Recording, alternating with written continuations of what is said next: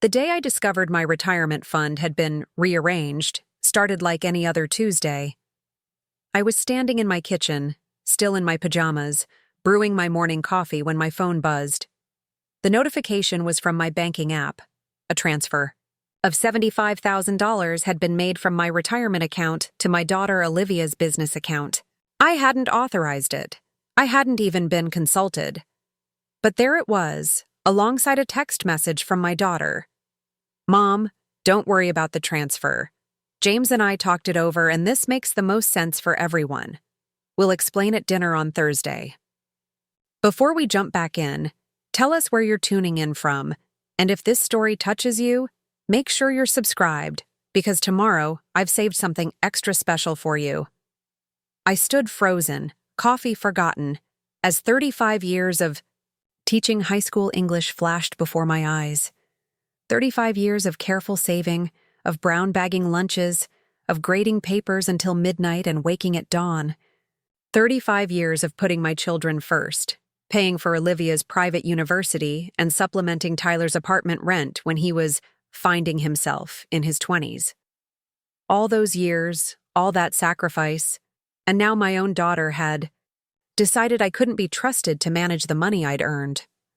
What Olivia didn't know, what none of them knew, was that I'd already made my decision.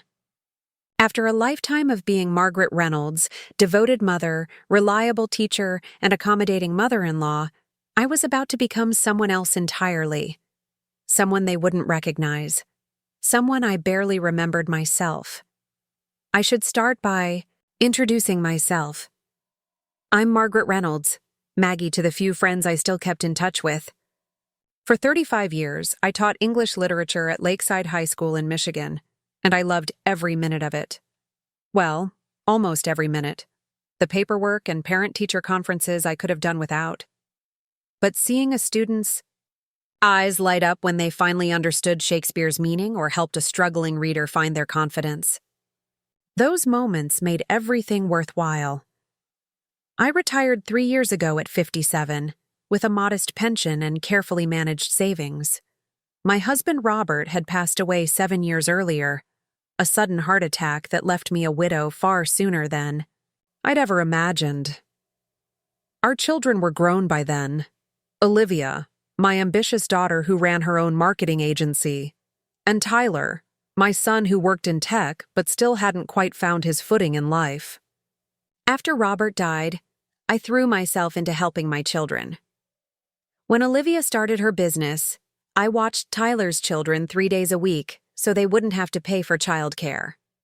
When Tyler moved apartments, I helped pack and clean. When Olivia's first office space needed renovating, I spent weekends painting walls and assembling furniture.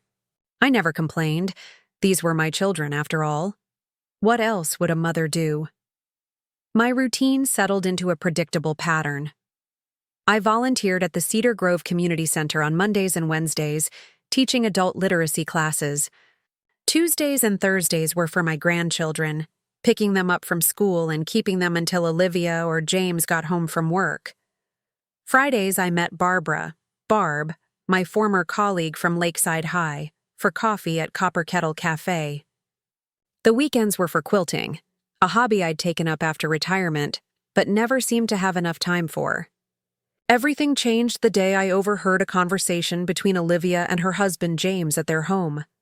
I hadn't meant to eavesdrop. I was in the kitchen, preparing dinner for the family as I often did on Thursdays, while they were in the dining room, allegedly setting the table. "Mom's retirement planning is concerning me," Olivia said, her voice hushed but still audible through the thin wall. She mentioned wanting to take that quilting workshop in Savannah. It's $3,000. For a week. She can't just throw money around like that. James's response was immediate. "Your mother has always been financially naive. Remember how she almost fell for that timeshare presentation last year? If it weren't for us stepping in?" I stood, motionless by the stove, wooden spoon dripping sauce onto the pristine tile floor. Financially naive? I had put both of my children through college without a penny of debt. I had paid off our mortgage 5 years early. I had managed to save enough that I could retire comfortably, despite supporting my children well into their adulthood. "I've been thinking," Olivia continued, "maybe we should talk to her about letting us manage her retirement accounts. Dad always handled the finances, and I'm worried she'll make some impulsive decision and lose everything." "That makes sense," James agreed. "I can set up a meeting with Marcus at our firm. We could create a family trust where we help oversee the major decisions. It's for her own protection." I felt a flush of heat rise from my chest to my face. For my own protection? I had protected them their entire lives. I had sacrificed newer cars, vacations, and countless small luxuries to ensure they had everything they needed. And now they wanted to control my money. Money I had earned through decades of hard work? The conversation shifted to Tyler, my son, who apparently agreed with their assessment. "Tyler thinks it's a good idea too," Olivia said. "He's worried she'll end up giving too much to those literacy programs she volunteers for. You know how soft-hearted she is." Soft-hearted? Was that how they saw me? A naive, financially incompetent woman who couldn't be trusted to manage her own money because she might be generous to causes she believed in? I served dinner that night with mechanical movements, my mind racing. Neither Olivia nor James seemed to notice anything amiss. They chatted about their days, about the children's activities, about James's recent promotion. Not once did they mention their plans for my money. That night, I couldn't sleep. I lay awake staring at the ceiling of my bedroom, in the house Robert and I had bought 30 years ago. The house where we'd raised our children. The house that was paid for in full by my supposedly naive financial planning. The next morning, I called Barb and asked to meet her earlier than our usual Friday coffee date. 2 hours later, we sat in our regular corner at Copper Kettle Cafe. "They want to manage your money?" Barb's voice rose in disbelief, causing several nearby patrons to glance our way. She lowered her voice. "Maggie, that's outrageous." I nodded, stirring my coffee absently. "What hurts the most is that they truly believe I'm incapable, as if all these years of managing a household, putting them through college, and building my retirement fund were just luck." Barb reached across the table and squeezed my hand. "Have you ever given them reason to think you're bad with money?" I thought back over the years. Well, there was the timeshare presentation they mentioned. I went for the free dinner and gift card they offered.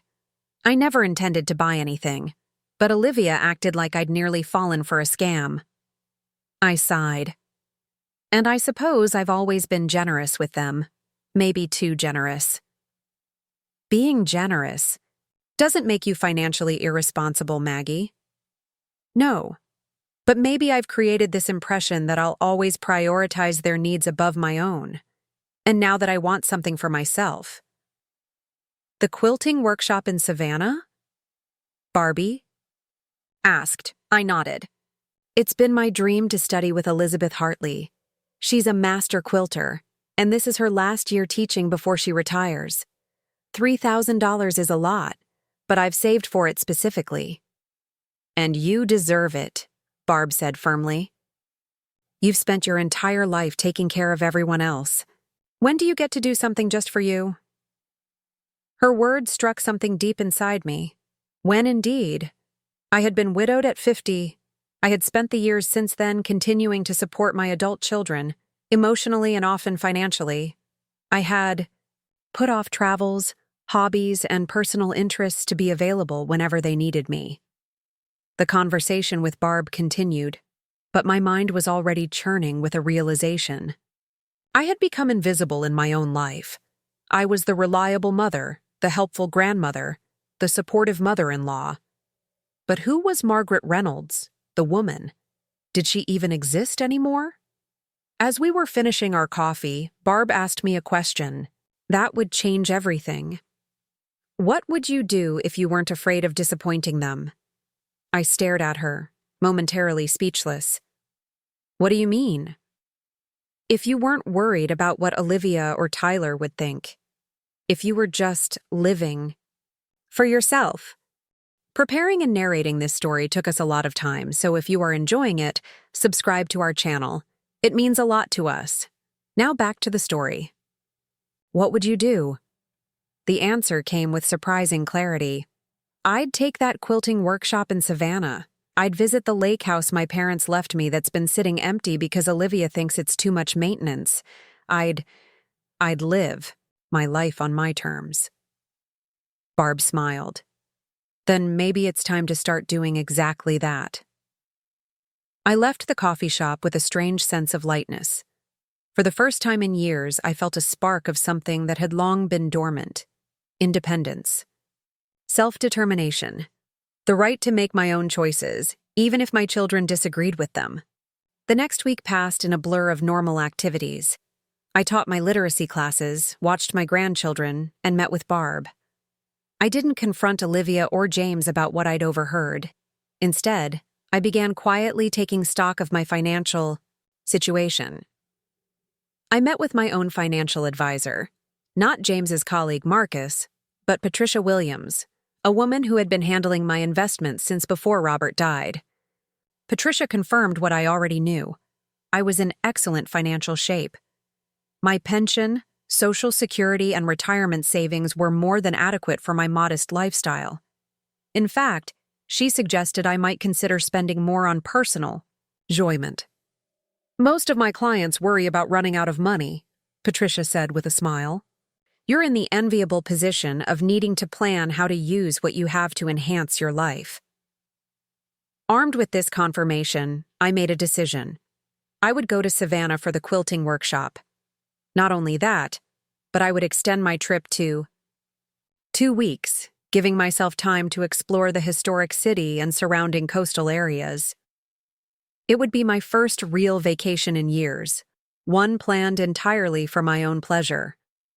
I booked the workshop, a charming bed and breakfast in the historic district, and my flights. The total came to just over $5,000, a significant amount, but well within my budget for discretionary spending. I felt a thrill of excitement as I confirmed the reservations. This was just for me. The family dinner the following Thursday was when everything came to a head. I arrived at Olivia and James's modern condo in the recently gentrified part of downtown Lakeside to find not just them, but Tyler as well. My son rarely attended these family dinners unless specifically asked, claiming his work schedule was too unpredictable. Tyler, what a nice surprise, I said, kissing his cheek. At 29, he still had the boyish charm that had gotten him out of trouble throughout his childhood. Hey, Mom. His smile seemed forced. Thought I'd join tonight. It's been a while. The dinner began pleasantly enough. We ate the lasagna Olivia had ordered from an upscale Italian restaurant downtown, discussed the children's school activities, and heard about James's latest clients. It wasn't until dessert that Olivia cleared her throat meaningfully. Mom, we wanted to talk to you about something important. She exchanged glances with James and Tyler. We've been concerned about your retirement planning. I took a deliberate bite of tiramisu, savoring the rich coffee flavor. Oh, what concerns you about it? James leaned forward, adopting what I assumed was his professional financial advisor demeanor.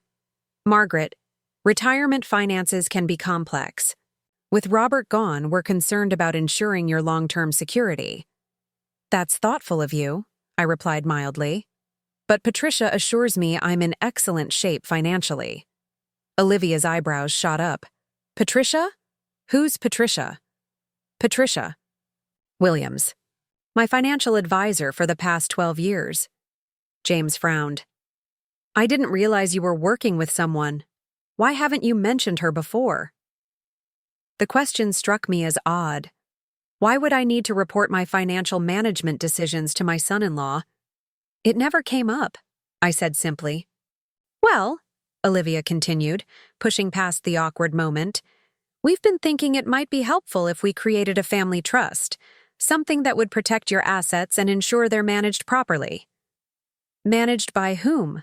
I asked, though I already knew the answer. James would be the trustee, Olivia said. With his expertise in finance, it makes the most sense. This way, you wouldn't have to worry about complicated investment decisions or budget management. I placed my dessert fork down carefully. And what about my day-to-day expenses? Would I need to ask permission to buy groceries? Or perhaps get approval for a new blouse? Tyler shifted uncomfortably in his seat. Mom, it's not like that. We just want to help. By taking control of my money. My voice remained calm, but I could feel heat rising to my face again. Money that I earned through 35 years of teaching. Money that I saved carefully while still putting both of you through college without debt. Dad always handled the finances, Olivia insisted. And since he's been gone, I've managed them perfectly well, I interrupted. In fact, I've continued to help both of you financially. Tyler, who paid the security deposit for your new apartment last year? And Olivia, who covered the down payment for your second company car? The silence around the table was thick with discomfort. We appreciate everything you've done for us, Mom, Olivia finally said. That's why we want to make sure you're protected. Protected from what? Making my own choices. I reached into my purse and pulled out the confirmation for my Savannah trip, sliding it across the table. Like this, for instance? Olivia picked it up, her eyes widening as she took in the details. $5,000 for a quilting trip? Mom, this is exactly what we're worried about. This is impulsive and unnecessary. It's my money, Olivia. I worked for it, I saved it, and now I get to decide how to spend it. But a quilting workshop? James interjected. Surely there are more practical uses for… Like what? I challenged. Like transferring it to your investment accounts? Like keeping it aside for when Tyler decides to change apartments again? Or perhaps for when your business needs additional capital, Olivia? My daughter flinched as if I'd slapped her. That's unfair. We're thinking about your future. No, I said quietly but firmly. You're thinking about controlling me. You've decided I'm incompetent because I'm aging, because I'm alone, because I've always put your needs first. But that doesn't mean I can't manage my own affairs. Tyler, who had been silent during this exchange, finally spoke. Mom, we didn't mean to upset you. We just thought… You thought wrong. I stood up, gathering my purse. I'm going to Savannah next month. I'm going to learn advanced quilting techniques from Elizabeth Hartley, and I'm going to enjoy every minute of it without asking anyone's permission. Olivia stood as well, her expression a mix of frustration and disbelief. Mom, please be reasonable. James is a certified financial advisor. He knows what he's talking about. I'm sure he does, I conceded. But that doesn't give him, or you, the right to take over my finances. I've already consulted with Patricia, and she fully supports my decision both to take this trip and to maintain independent control of my assets. Fine, Olivia snapped. Go to Savannah, spend thousands on quilting, but don't come to us when you run out of money in your 70s. The cruelty of her words hung in the air between us. I looked at my daughter, my beautiful, accomplished, controlling daughter, and felt a profound sadness. When had she decided that my only value was in what I could provide for her? When had my role as mother become my entire identity in her eyes? I won't, I promised softly. Just as I hope you won't come to me the next time your business needs a cash infusion or Tyler needs help with rent. With that, I walked out of their condo, ignoring Olivia's calls to come back and discuss. This rationally, there was nothing more to discuss. For the first time in decades, I had stood up for myself, had insisted on my own competence and autonomy. It felt terrifying and exhilarating. As I drove home to my empty house, I realized that the conversation at dinner had clarified something important. My children saw me as an extension of themselves, a resource to be managed and directed rather than a separate person with my own dreams and desires. Perhaps that was partly my fault. Perhaps in trying to be the perfect mother, I had erased too much of myself. But that was about to change. The trip to Savannah was just the beginning. It was time for Margaret Reynolds to rediscover who she was beyond being Olivia and Tyler's mother.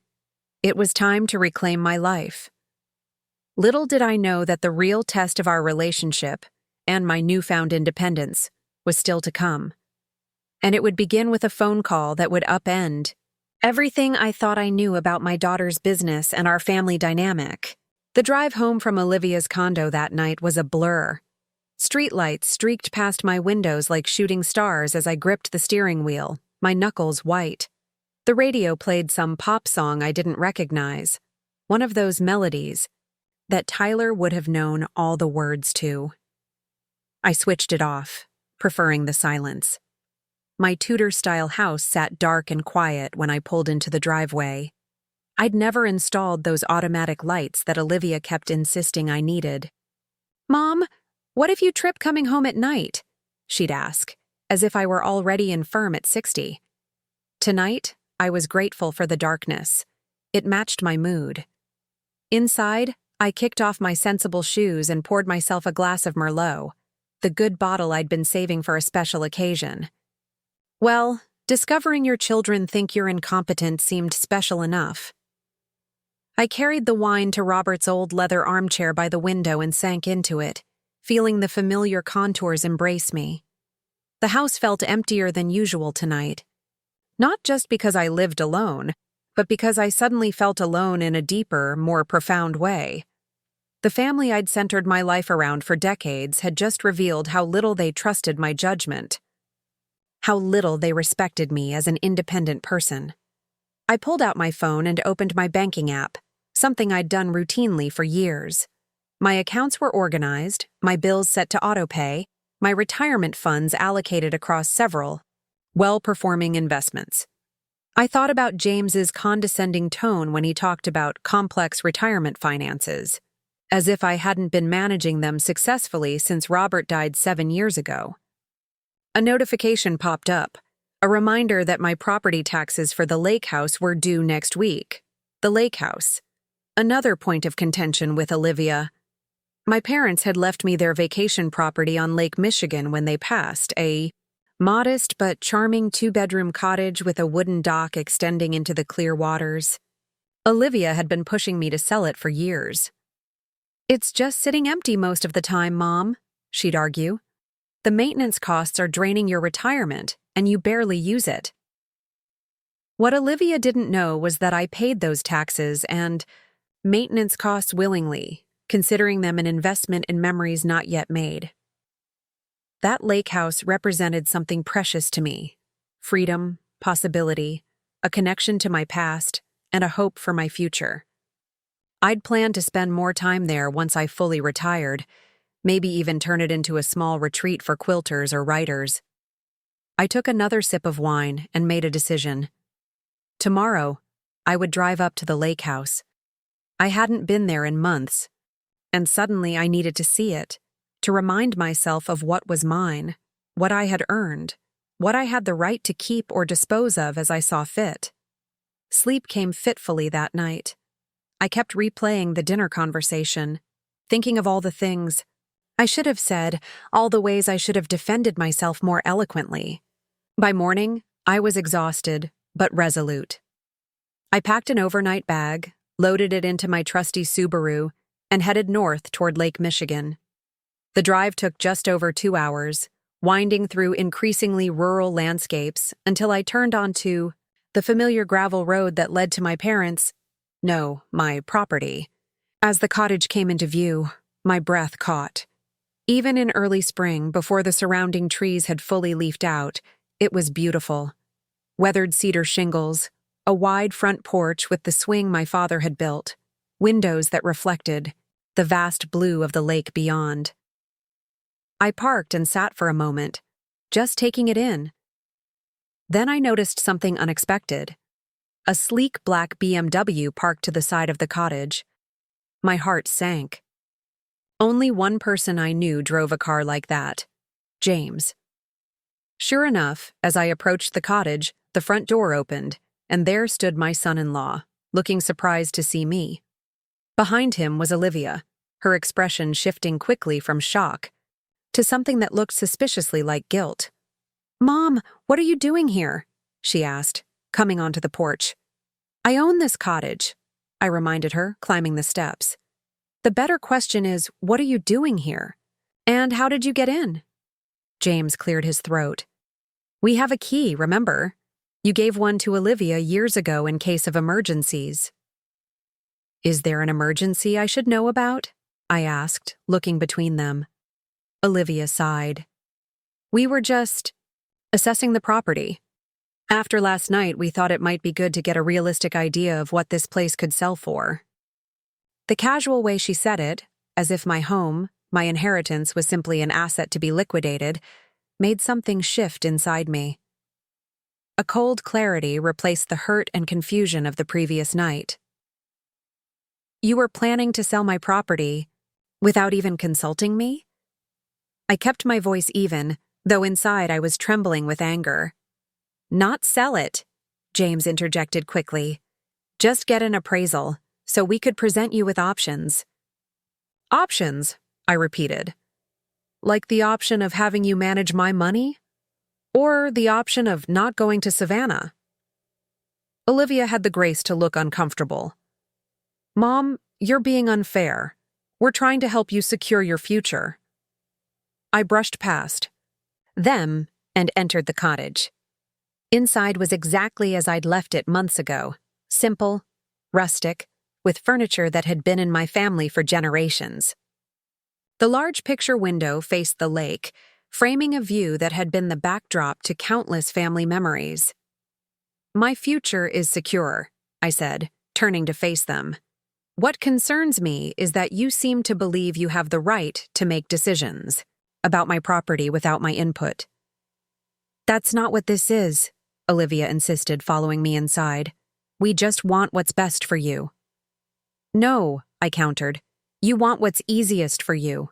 A mother who doesn't challenge your authority. An inheritance that's liquid and readily accessible. A parent who doesn't have needs or desires that inconvenience you." James shifted uncomfortably. "Margaret, I think you're overreacting. We came up here on a Saturday because we care about you. Because after last night, we're concerned about your financial planning." I walked to the kitchen and put down my overnight bag. "I'd like you both to leave now," I said quietly. "Mom," Olivia began, but I held up a hand. "No, this is my property. You came here without my permission to assess it for sale without my consent. I want you to leave.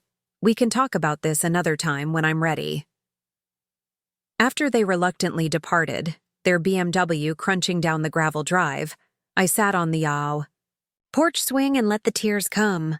Not gentle tears of sadness, but hot, angry tears of betrayal.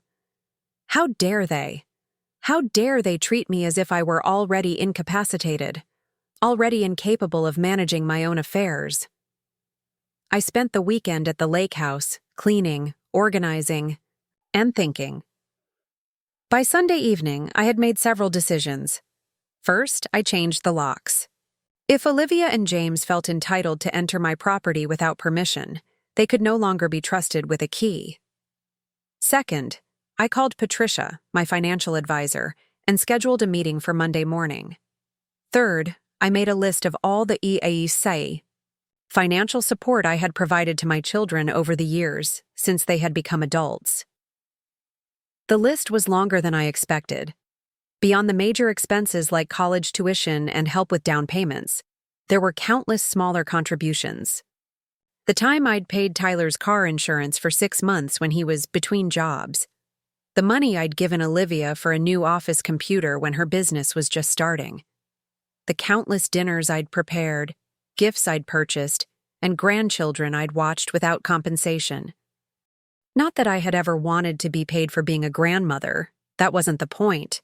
The point was that I had consistently provided value to my family, both emotional and financial. And yet somehow, they had come to see me as a burden, a problem to be managed rather than a person to be respected. Monday morning, I arrived at Patricia's office downtown promptly at 9. She greeted me warmly, her salt and pepper hair pulled back in a neat bun, her handshake firm and confident.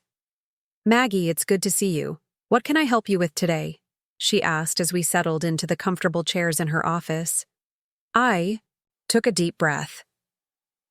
"I need to make some changes to my financial arrangements.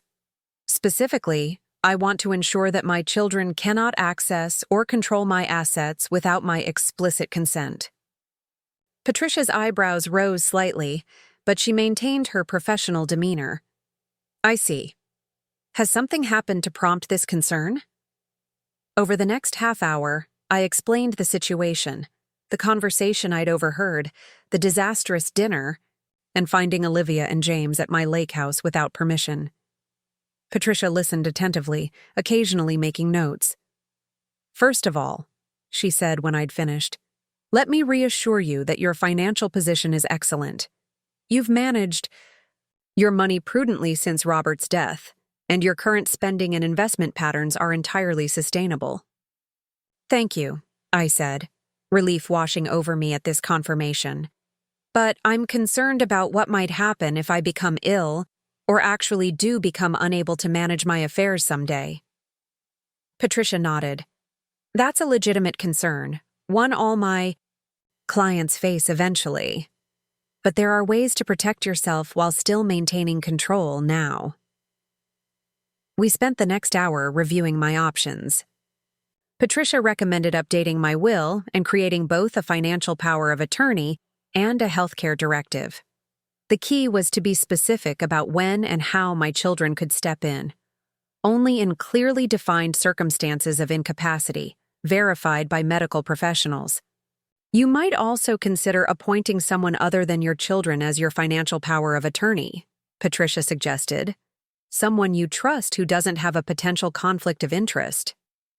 I thought immediately of Barb, my friend and former colleague. She was level-headed, practical, and completely trustworthy. More importantly, she respected me as a capable adult. By the time I left Patricia's office, I had a plan and a sense of control I hadn't felt in days. I would protect myself legally, continue with my Savannah plans, and establish clearer boundaries with my children. It was painful to realize I needed to do this, but also necessary.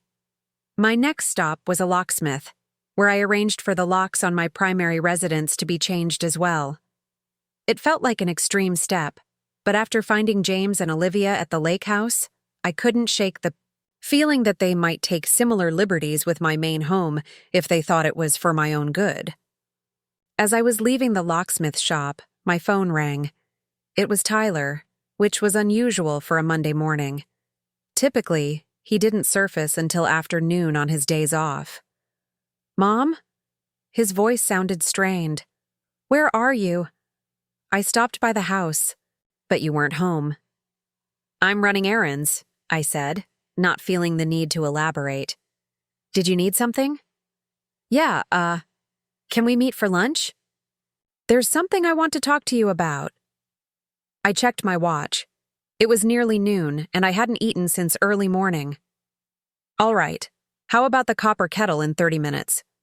"Great, see you there." He hung up quickly, leaving me, wondering what this was about.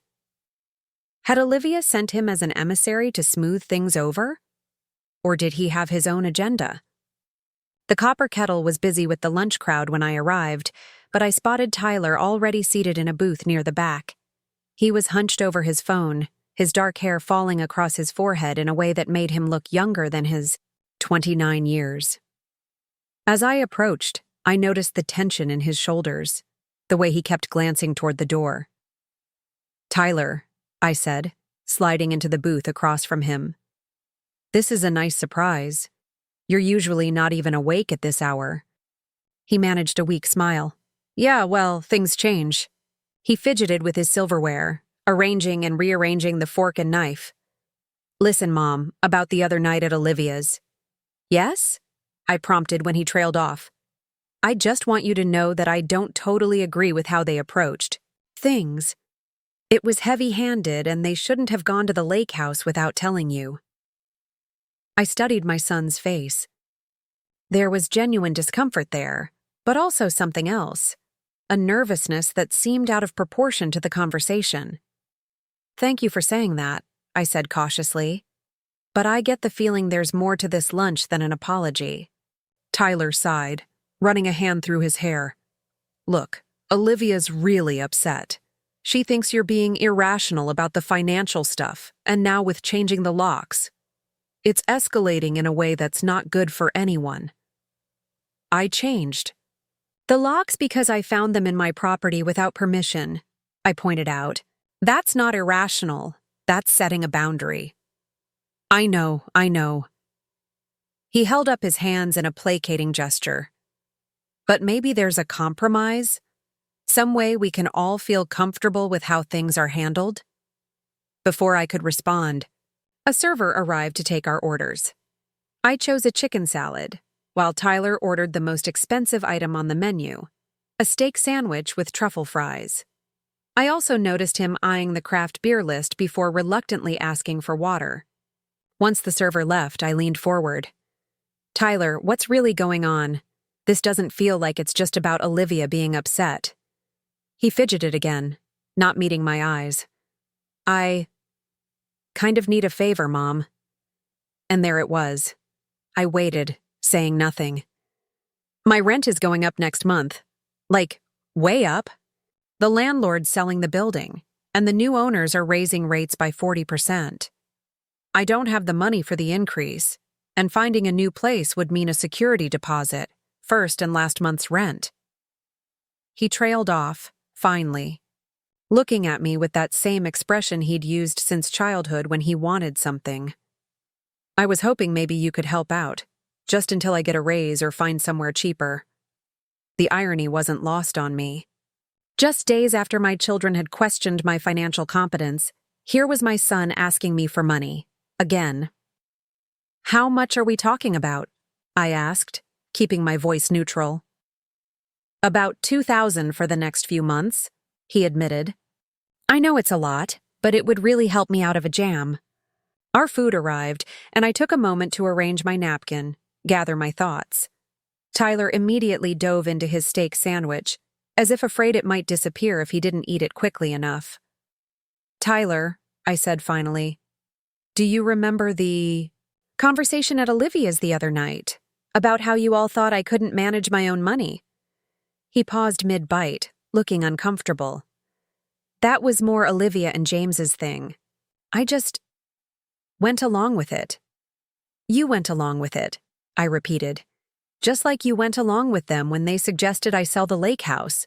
Just like you went along with them about canceling my trip to Savannah." "Mom, that's not fair. I'm just trying to get money from me," I finished for him, while simultaneously suggesting I can't be trusted to manage that same money. Tyler put down his sandwich, his expression hardening. "So that's a no? You won't help me?" "I didn't say that." I picked at my salad, suddenly not very hungry. "What I'm saying is that you can't have it both ways. You can't question my financial judgment one day and ask me to solve your financial problems the next." "This is different," he insisted. "This is just temporary help between family members." "Is it?" I challenged. "Because from where I'm sitting, it looks like a pattern. You've needed temporary help 6 times in the last 2 years, Tyler.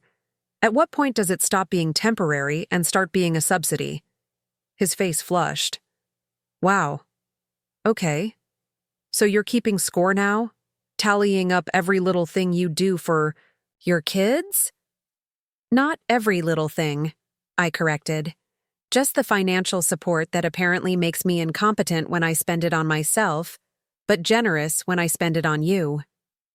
Tyler pushed his plate away, appetite apparently gone. "I don't even know who you are anymore, Mom. You've never been like this before." "You're right," I agreed quietly. "I haven't. I've always said yes, always put your needs first, always been the supportive mother who never questioned or challenged you. But that woman, that version of me, she's gone. And she's not coming back. He stared at me for a long moment, then grabbed his jacket. Fine, forget I asked. I'll figure it out myself. As he stormed out of the cafe, leaving me with the bill for his half-eaten meal, I felt a complex mix of emotions. Sadness that it had come to this, anger at being manipulated, but also, surprisingly, a sense of strength. For perhaps the first time in our relationship, I had said no to one of my children when it would have been easier to say yes. I paid the bill and walked slowly to my car, wondering if I had just permanently damaged my relationship with my son. The thought was painful, but not as painful as continuing to be taken for granted, to be seen as nothing more than a convenient ATM when needed and an incompetent burden when not. That evening, I received a barrage of texts from Olivia, clearly, having heard from Tyler about our lunch conversation. "Mom, what is going on with you? Tyler is really upset. He might lose his apartment. Is that what you want? This isn't like you at all. Are you feeling okay?" The last one made me laugh out loud, a sharp, bitter sound in my empty kitchen. Was I feeling okay? No, I was feeling betrayed, undervalued, and manipulated. But I was also feeling, perhaps, for the first time in years, like my own person, someone with the right to make decisions based on my own needs rather than everyone else's. I didn't respond to the texts. Instead, I poured myself another glass of wine and sat down at my computer. It was time to look more closely at something that had been bothering me since the dinner at Olivia's, her reaction to my trip to Savannah. $5,000 was not an insignificant amount, but given my overall financial picture, it was hardly the reckless expenditure she had made it out to be. Unless Olivia knew something about my finances that I didn't. Or unless she had plans for my money that my trip would interfere with. I opened my banking app again, this time looking more carefully at the transaction history. Everything seemed in order at first glance. Regular deposits from my pension, modest withdrawals for living expenses, the recent payment for the Savannah trip. Then I noticed something odd. 3 months ago, there had been a transfer of $10,000 to an account I didn't recognize. The description simply read, Family Support, ORC, Olivia Reynolds Chen. I frowned, trying to remember authorizing such a transfer. Had Olivia asked me for money recently? There had been something. A conversation about her business. Expanding, needing some additional capital for a marketing campaign. But I didn't recall agreeing to such a large amount. I scrolled back further and found another transfer 6 months earlier, $15,000 to the same account. And before that, another for $12,000. My hands began to shake as I pulled up my account statements for the past year. The pattern was clear once I looked for it. Regular transfers to Olivia's account, some small, some substantial, totaling over $50,000 in the past 12 months alone. But I hadn't authorized all of these transfers. I was certain of it. I remembered agreeing to help with the business expansion, yes, and there had been that time she needed emergency dental surgery not covered by insurance. But the other transfers? I had no recollection of them at all. With growing dread, I checked the authorization details for each transaction.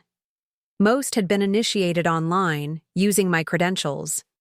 But I hadn't made those transfers, which meant someone else had access to my accounts.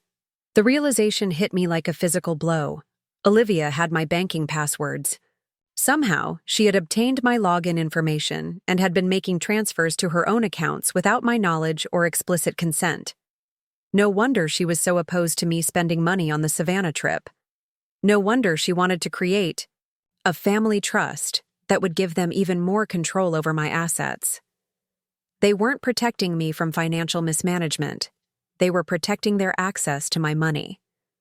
I sat back in my chair, feeling as if the room were spinning slightly. How long had this been happening? Had Robert known? Had he perhaps even facilitated it, believing it was in everyone's best interests for our daughter to have access to our accounts? The breach of trust was staggering. It wasn't just about the money. though that was serious enough. It was about the profound disrespect, the assumption that my resources were theirs to allocate as they saw fit. I immediately changed all my passwords, enabling two-factor authentication where available. Then I called the bank's fraud department, though I hesitated to officially report Olivia. Despite everything, she was still my daughter. Instead, I explained that I suspected my accounts had been compromised and wanted additional security measures put in place. Then I called Barb. "They've been taking money from my accounts," I told her, my voice shaking slightly. "Olivia has, anyway, without asking me. For months, maybe years." Barb's sharp intake of breath was audible through the phone. "Maggie, that's theft. That's elder financial abuse." "Elder abuse," I repeated, the term feeling strange on my tongue. "That happened to other people, vulnerable, isolated seniors, manipulated by caregivers or strangers.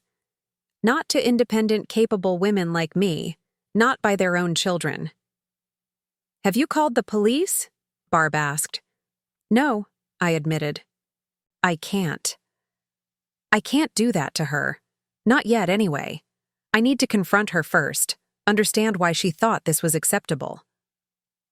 "Be careful," Barb warned. "People who take advantage of others are often very good at turning things around, making the victim feel like they're the one at fault." After we hung up, I sat in silence for a long time, processing what I had discovered. The betrayal cut deep, reshaping everything I thought I knew about my relationship with my daughter. Had I been nothing but a resource to her all these years? A convenient source of free childcare and financial support? No, that couldn't be true. There had been genuine love there, moments of real connection. But somewhere along the way, something had shifted. The balance of respect had tilted, and I had become less a person with my own needs and more a means to an end. The next morning, I woke with a clarity and purpose that had been missing for years. I would confront Olivia, but not in anger or accusation. I would approach her with the dignity and authority that had been mine all along, though I had allowed it to be eroded by my desire to be the perfect, self-sacrificing mother. It was time to reclaim not just my finances, but my power. The power to set boundaries, to demand respect, to live on my own terms. And if my children couldn't adjust to this new reality, this new version of their mother who prioritized her own well-being alongside theirs, then perhaps it was time for us all to re-examine what family truly meant. But first, I had a trip to prepare for. Savannah was waiting, and contrary to what my children believed, I was more than capable of navigating the world on my own.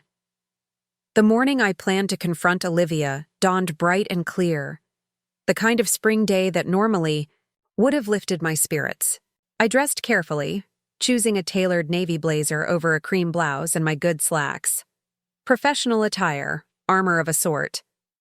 I wasn't going as mom today. I was going as Margaret Reynolds, a woman whose financial accounts had been accessed without permission. I had called Olivia the night before, asking to meet her at her office rather than her home. This conversation needed to happen on neutral ground, away from the distractions of children and domestic life. She had sounded surprised, but agreed to see me at 10. Bright Path Marketing occupied a stylish storefront in the recently renovated downtown district of Lakeside. The space had previously been a bookshop I'd frequented for years, and I still felt a pang whenever I saw the sleek, modern signage where once there had been hand-painted lettering.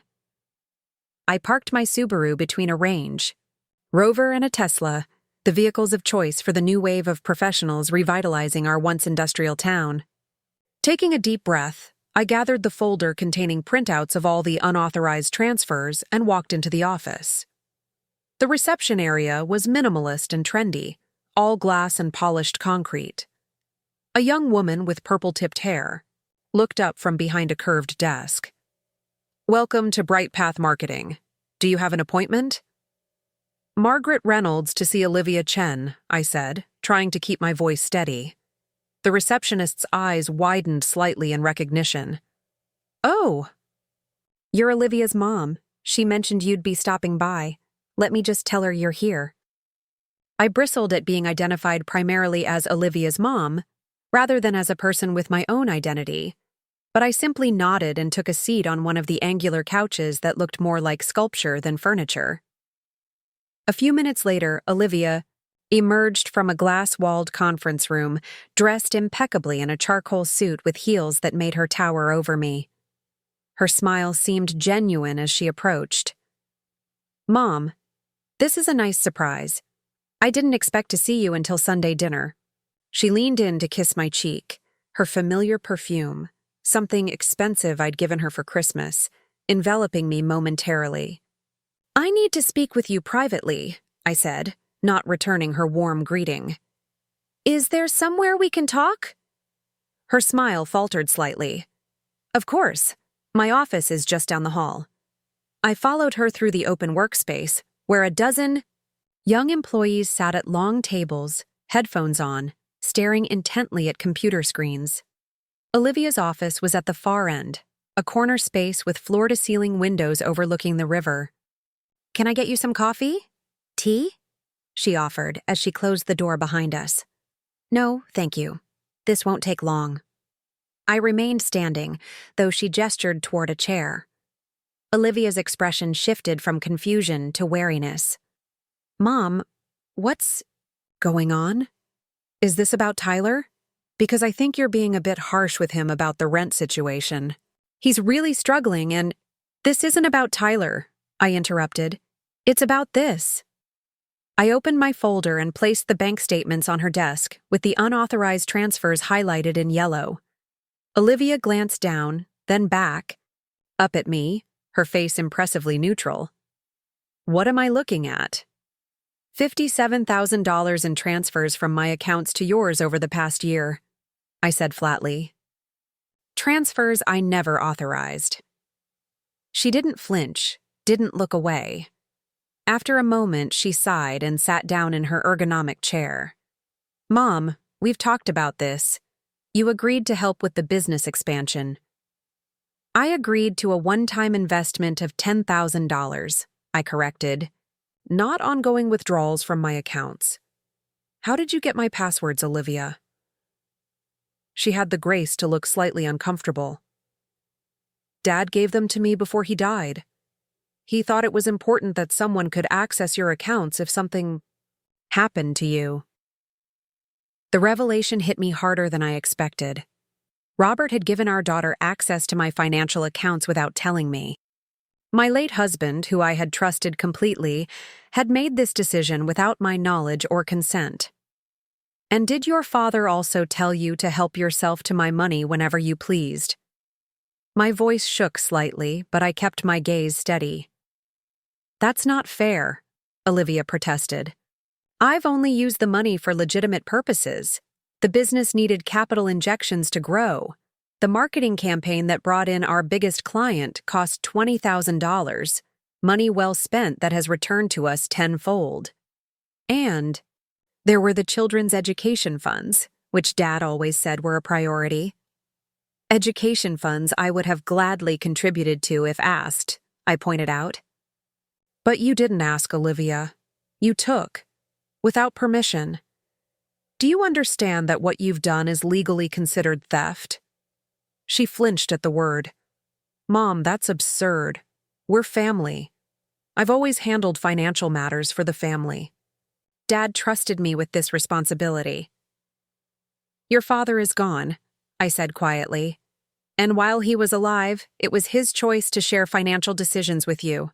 But my money, my pension, my savings, those are mine to control. Not yours." Olivia stood abruptly, moving to the window.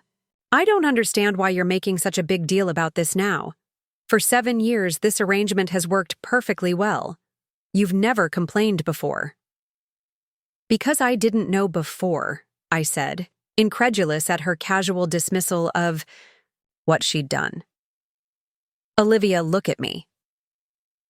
I waited until she turned. "You've been taking money from my accounts without my knowledge or consent. How can you possibly think that's acceptable?" She crossed her arms defensively. "It's not like you were using it. You live so frugally, Mom. always pinching pennies, always saying no to things you could easily afford. Meanwhile, I'm trying to grow a business, provide for my children's future, create something lasting. She gestured around her stylish office. All of this benefits you too, you know. The more successful my business is, the more security our whole family has. I stared at my daughter, truly seeing her for perhaps the first time. The entitlement, the absolute conviction that she knew better than I did what should be done with my money, it was breathtaking in its audacity. I've changed all my passwords, I said calmly, and added additional security measures to my accounts. You no longer have access. Olivia's face flushed with anger. So that's it? You're cutting me off completely? What about the children's college funds? What about the business? You make a 6-figure salary, Olivia. James makes even more. You live in a $500,000 condo and drive luxury cars. I think you'll manage somehow. This isn't about whether we can manage, she snapped. It's about family taking care of each other. It's about loyalty. Loyalty, I echoed, disbelief coloring my tone. You steal from me for years, then lecture me about loyalty? You went behind my back to sell the lake house. You tried to prevent me from going on a trip I've been dreaming about for months. And you have the nerve to talk to me about loyalty. We stared at each other across the sleek designer desk, the gulf between us seemingly wider than it had ever been. I want it back, I said finally. Olivia blinked. What? The money. $57,000. I want it returned to my account. She laughed incredulously. You can't be serious. That money has been invested in the business, in the children's education accounts. I can't just hand it back to you. Then, we have a problem, I said, gathering the bank statements and returning them to my folder. Because either you return what you took unlawfully, or I'll be forced to take legal action. The color drained from Olivia's face. You would sue your own daughter? Report me to the police? Create a public scandal that would damage my reputation, my business, everything I've worked for. I didn't answer immediately, letting the possibility hang in the air between us. Would I actually follow through on such a threat? I wasn't entirely sure, but Olivia didn't need to know that. I'd prefer not to, I said finally, but I also prefer not to be stolen from by someone who claims to love me. Olivia sank back into her chair, looking suddenly exhausted. Mom, please. The business is doing well, but we're not liquid enough to return that kind of money all at once. We've just expanded, hired 3 new people. Our cash flow is tight right now. Then we can work out a payment plan, I offered, softening slightly. But I need to see good faith on your part, and I need your word that you'll never again access my accounts without explicit permission. She nodded reluctantly. Fine, I'll figure something out. But Mom, she added, a note of warning in her voice.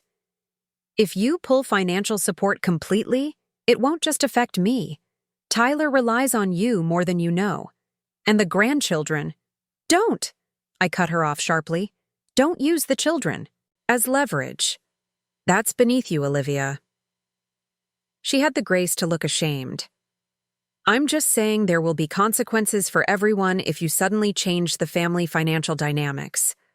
I'm aware, I said, turning to leave, but those dynamics needed to change. They were built on deception and disrespect. As I reached the door, Olivia called after me. What about your trip to Savannah? Are you still going? I turned back, meeting her gaze steadily. Yes, in 2 weeks. And when I return, we'll discuss the terms of your repayment. The drive home from Olivia's office was cathartic. For the first time in years, perhaps even decades, I had directly confronted someone who had wronged me rather than accommodating them for the sake of peace. The sense of empowerment was intoxicating. I decided to celebrate this small victory by doing something I'd been putting off for too long. Instead of turning toward home, I drove to the mall, not the new upscale shopping center on the outskirts of town, but the old downtown mall where I'd shopped all my life. Its glory days were long past, but it still housed a few stalwart businesses, including Gertrude's Fabric Emporium. The shop was a chaotic wonderland of textiles. Bolts of fabric stacked to the ceiling, baskets overflowing with remnants, shelves crowded with threads in every conceivable color. The air smelled of sizing and dust and possibility. Gertrude, herself, now in her 80s, sat behind the counter just as she had for the past 50 years. "Margaret Reynolds!" she called as I entered, her voice surprisingly strong for her frail appearance. "I was beginning to think you'd abandoned us for one of those fancy craft chains." I smiled, making my way through the narrow aisles to greet her. "Never, Gertrude. Just been busy." "Too busy to quilt?" she clucked disapprovingly. "Life's too short for that nonsense. What brings you in today?" "I'm preparing for a workshop in Savannah," I explained, "with Elizabeth Hartley." Gertrude's roomy eyes widened. "Elizabeth Hartley? Well, aren't you fancy? Her Appalachian tradition patterns are unparalleled. You'll need some special materials for that." For the next hour, Gertrude guided me through her shop, helping me select fabrics in rich, jewel-toned colors: sapphire blues, emerald greens, deep purples, and ruby reds.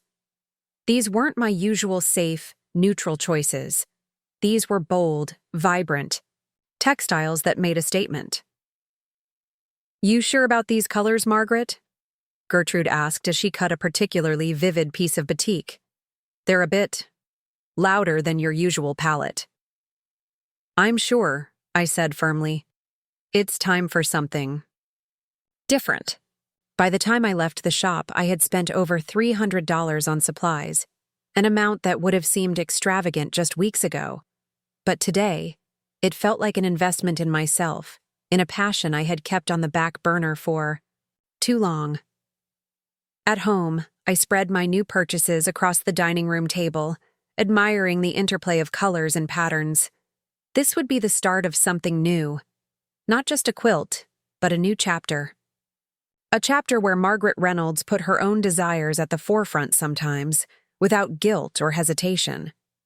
My phone buzzed with a text from Tyler. "Mom, can we talk? I'm sorry about yesterday." I considered ignoring it, still hurt by his behavior at lunch. But that wasn't who I wanted to be. Someone who held grudges or cut off communication when upset. I typed back, "Yes, come for dinner tonight at 6. His response was immediate. "Thanks, I'll bring dessert." As I prepared a simple meal of roast chicken and vegetables, I thought about how to approach this conversation with Tyler. Unlike Olivia, he hadn't stolen from me, at least not that I knew of. His sin was more one of entitlement and manipulation, believing he had a right to my financial support even while questioning my financial competence. At precisely 6 o'clock, the doorbell rang. Tyler stood on the porch, looking contrite, a bakery box in his hands. "Peace offering," he said, holding it out. "Those lemon squares you like from Pedersen's." I accepted the box with a small smile. "Come in. Dinner's almost ready." We moved through the familiar routine of setting the table, pouring drinks, and serving food. The normalcy was comforting, though underneath ran currents of tension from our unresolved conflict. Finally, as we sat down to eat, Tyler broke the silence. "Mom, I'm sorry about yesterday. I shouldn't have stormed out like that, and I shouldn't have asked you for money right after. Well, everything that happened at Olivia's." I nodded, acknowledging his apology. "Thank you for saying that. It's just," he continued, pushing food around his plate, "I'm really in a bind with this rent increase, and you've always been so generous about helping me out." "Too generous, perhaps," I said quietly. Tyler looked up, startled. "What do you mean?" I put down my fork, choosing my words carefully. "Tyler, you're 29 years old. You have a good job in a thriving industry. Yet every few months, you're in some kind of financial crisis that requires my intervention. Don't you think it's time you learn to stand on your own feet financially?" His face flushed. "That's not fair." The economy is different now than when you were my age. Housing costs are insane. Student loans, which you don't have, I reminded him gently, because your father and I paid for your education in full. He fell silent, unable to counter this point. I'm not trying to make you feel bad, I continued. I'm just suggesting that perhaps the ongoing financial support I've provided has become a crutch rather than a help. Maybe it's time for you to learn to budget, to save for emergencies, to live within your means. So that's still a no on the rent help? Tyler asked, his tone hovering between resignation and resentment. Actually, I said, surprising both of us, I have a counteroffer. The lake house has been sitting empty. Why don't you move in there? No rent, just cover the utilities and basic upkeep. It would give you breathing room to save money, and it would ensure the property is occupied and maintained. Tyler's eyes widened. Seriously, you'd let me live at the lake house? With conditions, I clarified. First, it's still my property. I'm not giving it to you, just allowing you to live there. Second, you need to actually take care of it. Mow the lawn, fix minor issues, keep it clean. Third, I retain the right to use it whenever I want, with reasonable notice. That's incredibly generous, Mom. He seemed genuinely touched by the offer. But what about Olivia? Won't she be upset that you're letting me live there for free when she wanted you to sell it? Olivia's opinions about my property are not relevant to my decisions, I said firmly.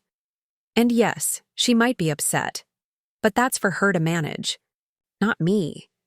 Tyler studied me across the table, a new awareness in his expression. You've really changed, Mom. It's like, I don't know, like you're not just our mother anymore. Like you're your own person with your own agenda.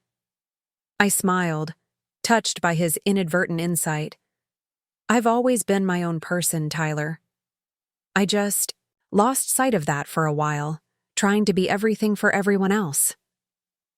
After dinner, as Tyler helped me clear the dishes, a rarity that I attributed to his gratitude for the lake house offer, he asked hesitantly, So this trip to Savannah, it's really important to you, huh? It is, I confirmed. Elizabeth Hartley is a master quilter whose techniques I've admired for years. This is her last teaching workshop before retirement. If I don't go now, I'll never have the opportunity again. He nodded slowly. I guess I never really thought about you having, I don't know, dreams or ambitions outside of being our mom. That sounds terrible when I say it out loud. It is a bit terrible, I agreed, but without rancor. But not uncommon, I think.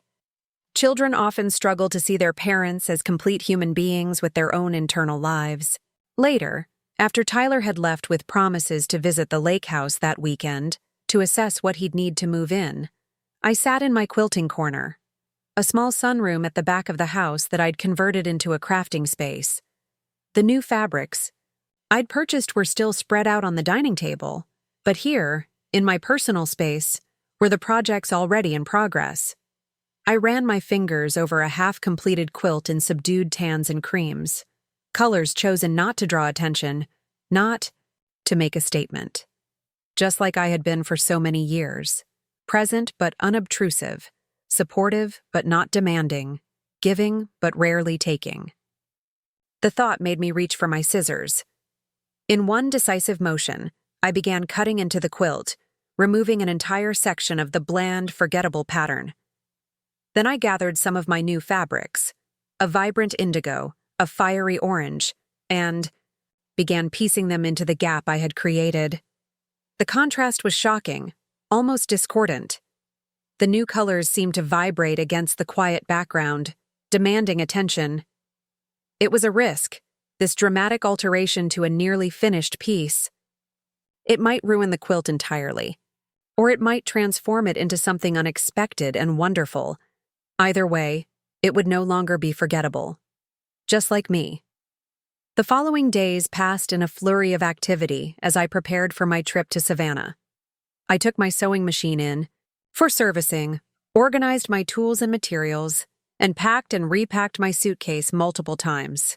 The anticipation was delicious, not just for the workshop itself, but for the adventure of traveling alone to a city I'd never visited. I also met with Patricia again to finalize the changes to my financial arrangements.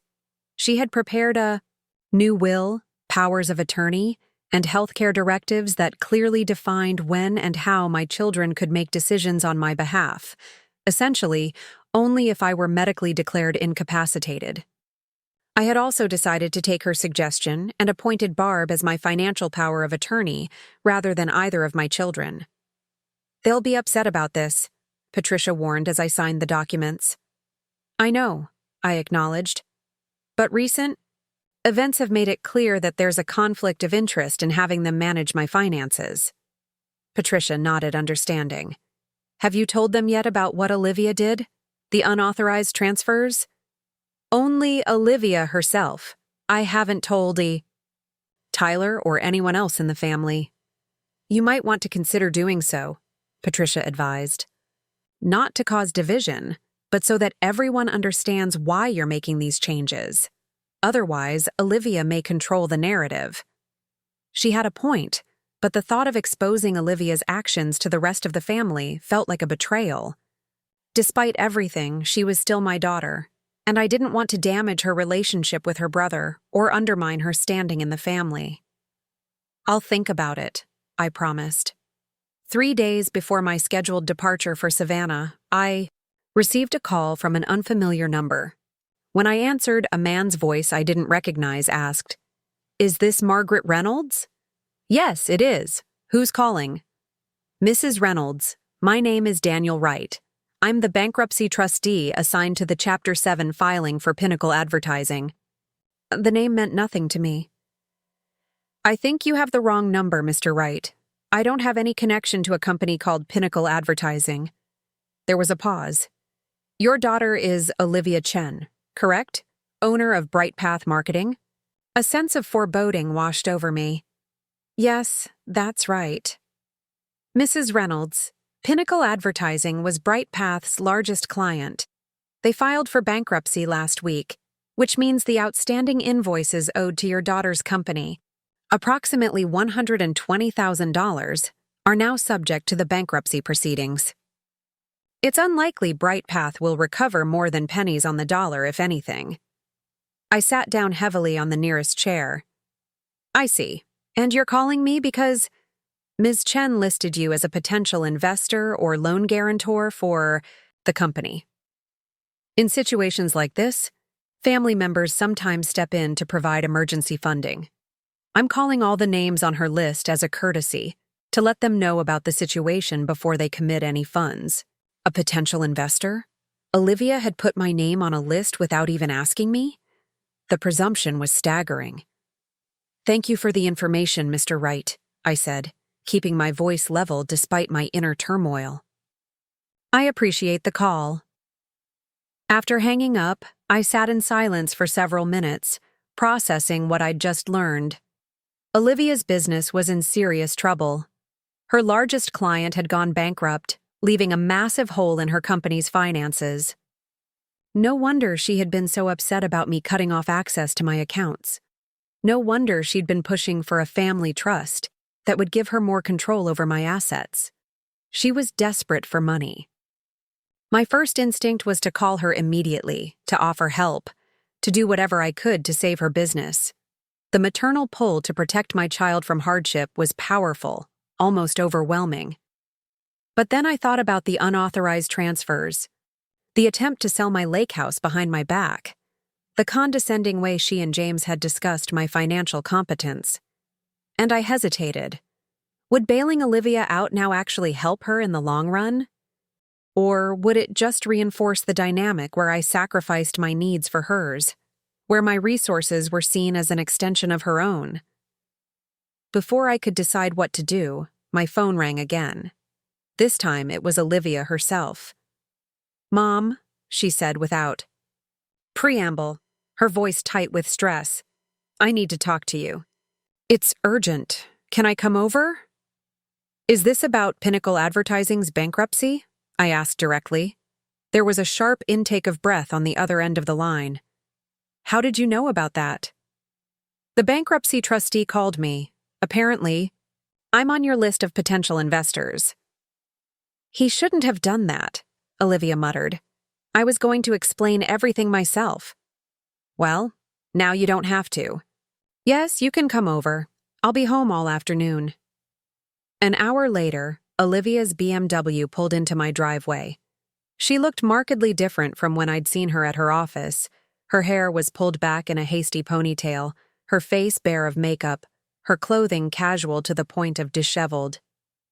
The composed, confident businesswoman was nowhere to be seen. I met her at the door, ushering her into the living room where I'd prepared tea, a small maternal gesture I couldn't quite suppress despite my reservations. Olivia sank onto the couch, accepting the cup I offered with shaking hands. Mom, I'm in trouble. Serious trouble. Tell me, I said simply, taking a seat across from her. Pinnacle was our anchor client, 40% of our annual revenue. They owe us for 3 months of work we've already paid our staff to complete, materials we've already purchased, without that money coming in. She trailed off, staring into her tea as if it might contain solutions. Your business might fail, I finished for her. She nodded miserably. Not might, will. Unless I can find emergency funding to cover the gap until we secure new clients. I've already approached the bank, but without Pinnacle's revenue on the books, they won't extend our line of credit. I'm sorry to hear that, Olivia. Truly. She looked up, hope flaring in her eyes. So you'll help? I need about $75,000 to keep things afloat for the next few months. I know it's a lot, but it would be an investment in the business, not a gift.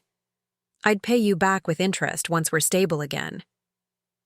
I took a slow sip of my tea, gathering my thoughts. Just to be clear, you want me to give you $75,000 on top of the $57,000 you already took without permission, which you still haven't returned. Her face fell. Mom, this is different. This is an emergency. The entire business is at stake. Everything I've worked for over the past 8 years could disappear overnight. 3 of my employees have young children, mortgages. If Bright Path fails, their families suffer too. I understand that, I said gently, and I'm genuinely sorry you're facing this crisis. But I have to ask, if I hadn't discovered the unauthorized transfers, if I hadn't changed my passwords, and confronted you, would you have actually asked me for this money? Or would you have simply taken it, assuming you knew better how to use my resources than I did? Olivia's silence was answer enough. That's what I thought, I said, feeling a profound sadness alongside my resolve. Olivia, I've spent most of my adult life putting your needs ahead of my own. I've supported your dreams, celebrated your successes, and been there to help when things went wrong. But somewhere along the way, my support stopped being appreciated and started being expected. Worse, it stopped being seen as a gift and started being viewed as an entitlement. That's not true, she protested weakly. I appreciate everything you've done. I just need help right now. Desperately. And I'm willing to help, I said, surprising her. But not by simply handing over $75,000 with no conditions, no acknowledgement of the past breach of trust. Hope returned to her expression. What conditions? First, a formal loan agreement, drafted by an attorney, with a clear repayment schedule and interest rate. Second, a full accounting of all the money you've taken from my accounts without permission, with a plan to repay that amount as well. Third, your explicit recognition, in writing, that you will never again access my finances without my knowledge and consent. Olivia's face hardened. You don't trust me. You haven't given me reason to, I replied simply. Trust is earned, Olivia, and you've broken mine repeatedly. So you're really going to treat this like a business transaction? Your own daughter? Tears welled in her eyes. "What happened to you, Mom? You used to do anything for us." "That's exactly the problem. I did anything and everything for you and Tyler, to the point where my own needs became invisible. Even to me. That's changing now. I'm still your mother. I still love you. But I'm also a person with my own life, my own resources, and my own right to determine how those resources are used." Olivia stood abruptly, her tea sloshing onto the saucer. "Fine. If that's how you want it, I'll get the money elsewhere. I don't need your help with strings attached." As she stormed toward the door, I called after her. "Where will you get it?" "Olivia? Who else is there?" She paused, hand on the doorknob, but didn't turn around. "I'll figure it out. I always do." After she left, I sat motionless, the weight of her disappointment and anger settling heavily on my shoulders. Had I done the right thing? Was I being unnecessarily harsh, punishing my daughter when she was already facing a crisis? Or was I finally establishing necessary boundaries that should have been in place long ago? I didn't know. And that uncertainty was perhaps the hardest part of this new path I was forging, the responsibility of making decisions without deferring to others' needs or expectations, without the comfortable guideposts of maternal self-sacrifice to direct me. What I did know was that in 2 days I would board a plane to Savannah. I would learn new quilting techniques, explore a historic city, and experience the freedom of travel on my own terms. And for the first time in decades, I wouldn't spend that time away worrying about whether everyone at home was managing without me. They were adults. They would figure it out. They always did. Savannah welcomed me with arms of Spanish moss and breath scented with magnolia. After the tension of recent weeks, the city's elegant squares and historic architecture felt like stepping into another world, a gentler one where time moved at the pace of southern humidity. My bed and breakfast, a restored Victorian on Gaston Street, featured a wide veranda where guests gathered each evening for wine and conversation. The first morning of the quilting workshop dawned clear and promising. I'd barely slept, excitement bubbling through me like I was a child on Christmas Eve rather than a 60-year-old woman attending a craft seminar. The workshop was held in a converted warehouse in the Arts District, all exposed brick and massive, windows that flooded the space with golden light. Elizabeth Hartley did not disappoint. In her 70s now, with silver hair coiled in a neat bun and hands that moved with deliberate grace despite their arthritic knots, she commanded the room of 25 quilters with quiet authority. Her Appalachian-inspired techniques merged, traditional patterns with innovative color theory, creating quilts that told stories through both design and palette. A quilt, Elizabeth told us as we gathered around her demonstration table, is never just a blanket. It's a narrative, a family history, a political statement sometimes. When women couldn't vote, couldn't own property, couldn't speak publicly, we could quilt. And in those stitches, we said plenty. I found myself nodding, understanding viscerally what she meant. My own recent quilting experiment, inserting bold colors into a formerly subdued pattern, had been a statement of sorts. A declaration that I was done being muted, done staying within the lines others had drawn for me. During the lunch break, I sat alone at a small cafe across from the workshop space, savoring a shrimp salad sandwich and people watching through the window. My phone, which I'd silenced for the morning session, showed 6 missed calls when I finally checked it. 3 from Olivia, 2 from Tyler, 1 from James. My peaceful mood evaporated. Something was wrong. I quickly listened to the voicemails, starting with the earliest from Olivia. "Mom, call me as soon as you get this. It's important." Her voice was tight, controlled in that way I recognized from childhood emergencies, the time Tyler broke. His arm climbing the backyard maple, the day Robert had his first heart scare. The next message, from Tyler, was more informative. "Mom, Olivia's in trouble, the business. It's bad. Call her, okay?" James's message was formal, almost clinical. Margaret, there's been a development with Bright Path that affects the family. Please contact Olivia at your earliest convenience. The remaining messages grew increasingly urgent, culminating in Olivia's last one, left just an hour ago. Mom, I know you're at your workshop, but I need you to call me right away. The bank is foreclosing on the business loan. They're seizing assets tomorrow if I can't come up with the money today. Please, Mom. I don't know what else to do. I sat back, sandwich forgotten. The bank was foreclosing? That was more serious than I'd realized. Bright Path wasn't just facing a cash flow problem, it was on the verge of collapse. I checked the chim. It was just past noon. The afternoon workshop session would begin in an hour, running until 5. Elizabeth would be covering her signature curved piecing technique, the very thing I'd been most excited to learn.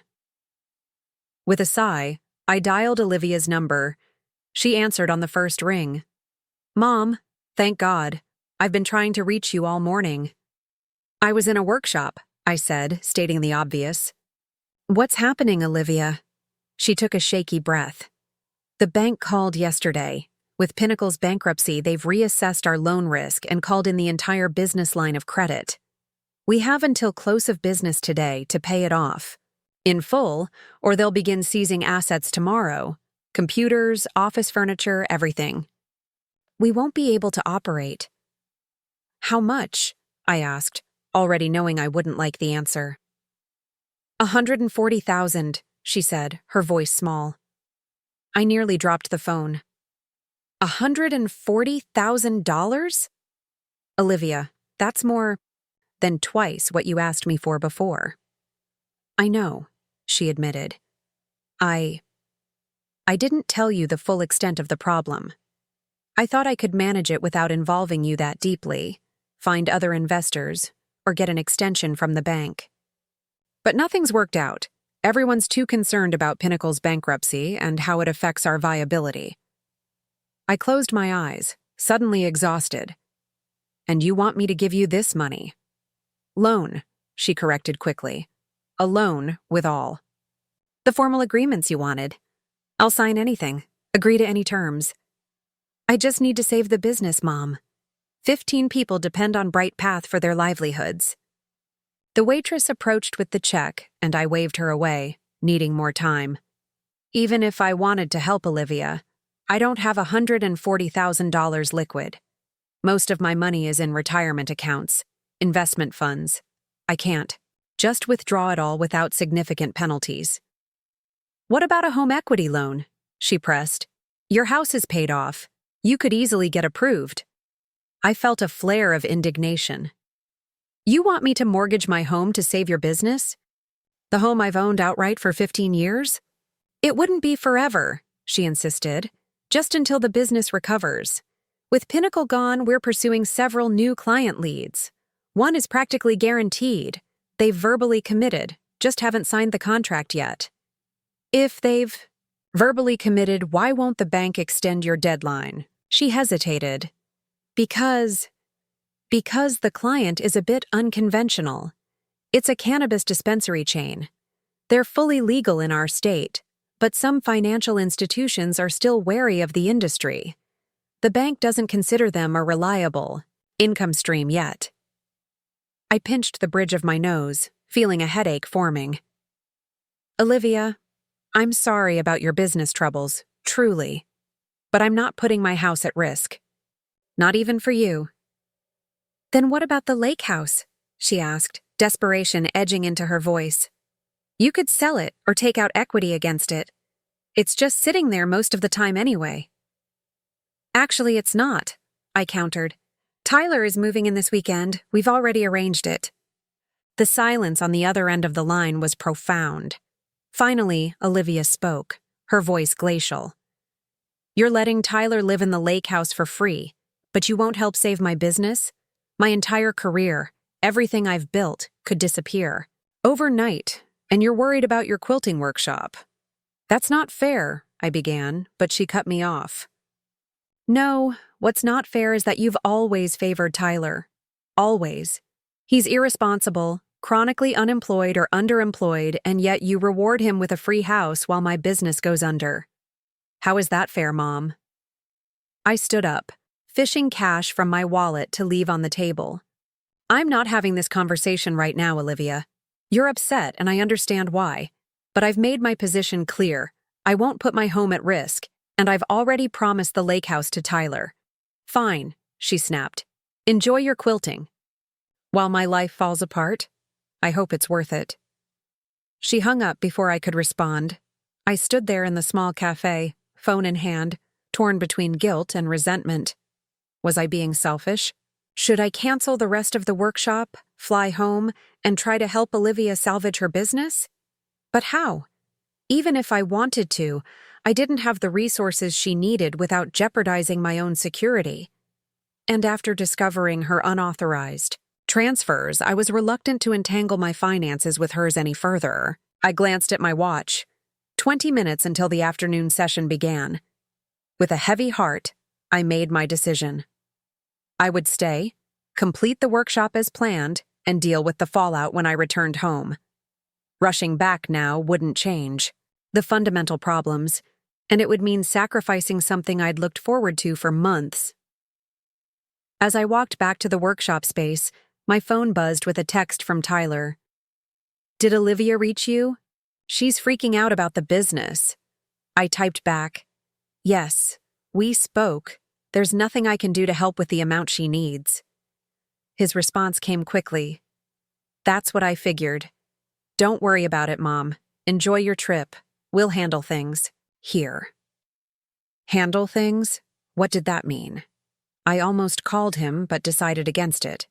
Whatever was happening in Lakeside, it would have to proceed without my interference for now. The afternoon session was a blur. Though I went through the motions, pinning fabric and following Elizabeth's instructions on curved piecing, my mind was back in Michigan with my children. The joy I'd felt that morning had evaporated, replaced by a familiar weight of maternal worry and guilt. After the workshop ended, I declined invitations from fellow participants to join them for dinner, preferring to return to my bed and breakfast alone. On the veranda, the innkeeper had set out the usual evening wine and cheese. I took a glass of Cabernet and found a quiet corner of the porch swing, away from the other guests' cheerful conversation. My phone buzzed again, a text from Barb. Call me when you can. Family drama happening here you should know about. With a sense of foreboding, I dialed her number.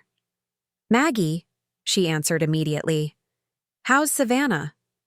Beautiful, I said automatically, but apparently there's a crisis.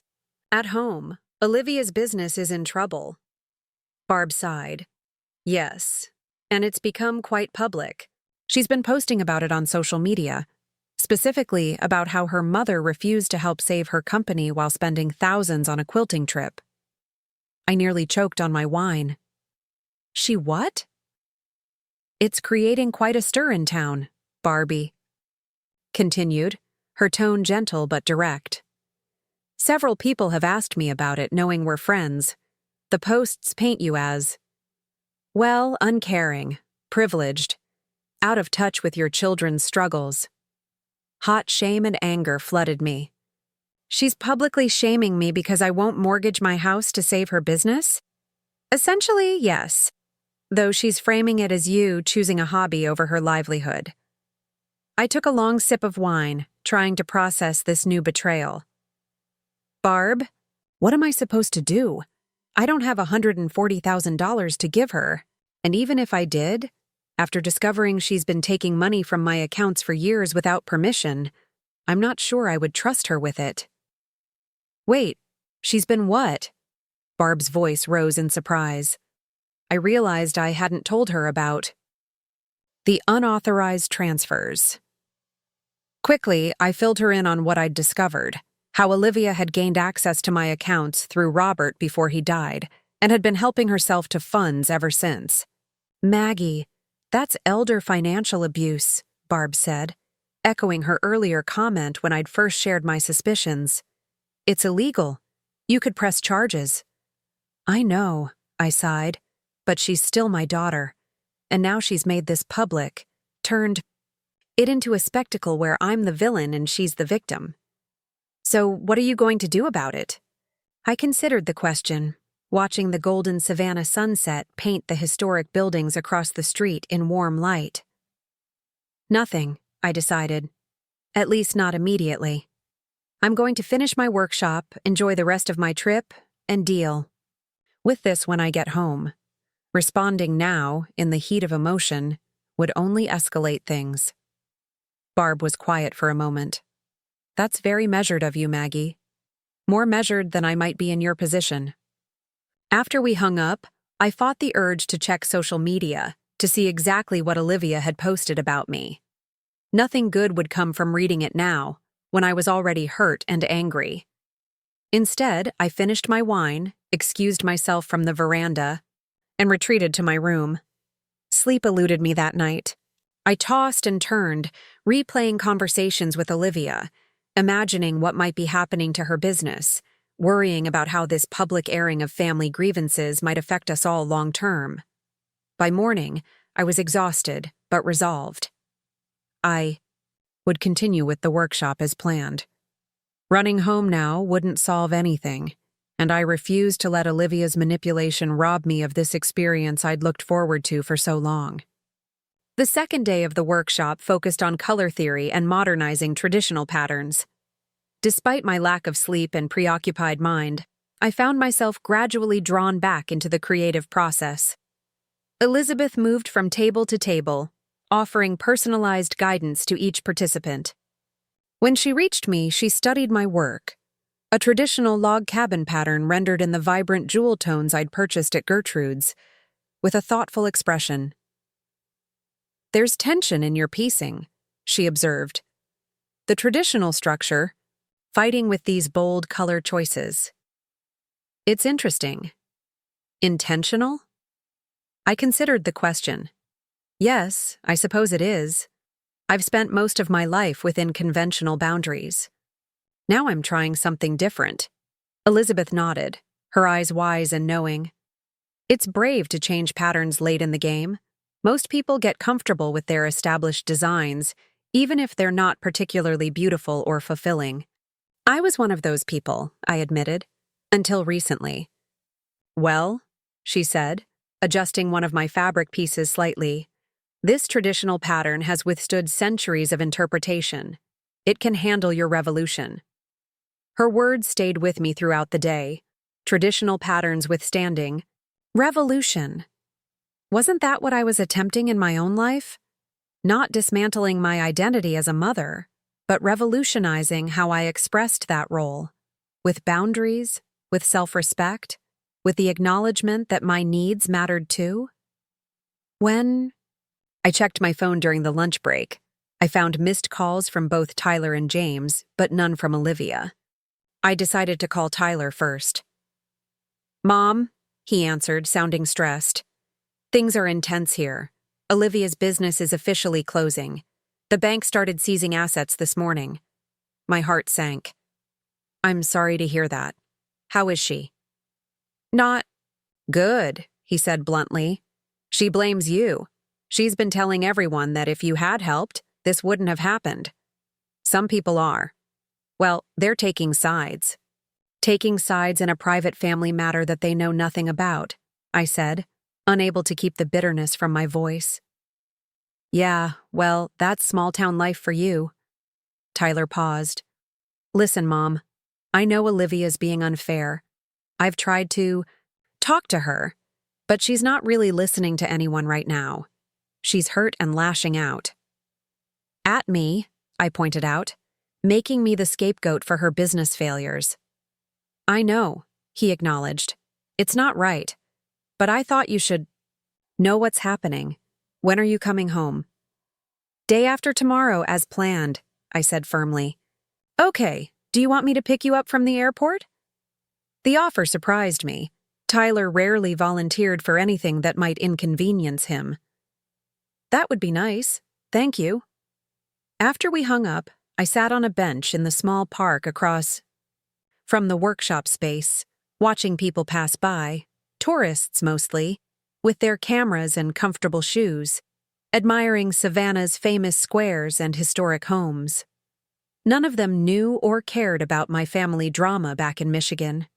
There was something liberating in that anonymity. I decided not to return James's call. Whatever he had to say could wait until I was home. Instead, I spent the afternoon fully present in the workshop, absorbing Elizabeth's techniques, exchanging ideas with fellow quilters, and allowing myself brief periods of genuine enjoyment, despite the cloud hanging over me. That evening, curiosity finally got the better of me, and I checked Olivia's social media accounts. What I found made my stomach clench. She had indeed been posting about her business crisis, framing it as a tragedy that could have been averted if certain family members valued small businesses and employees' livelihoods as much as they value their hobbies. She hadn't named me directly, but anyone who knew us would understand the reference. The posts had dozens of sympathetic comments, many expressing outrage on her behalf at unnamed relatives who had failed to help in her time of need. What struck me most wasn't the public shaming itself, but the complete absence of any mention of her unauthorized withdrawals from my accounts over the years.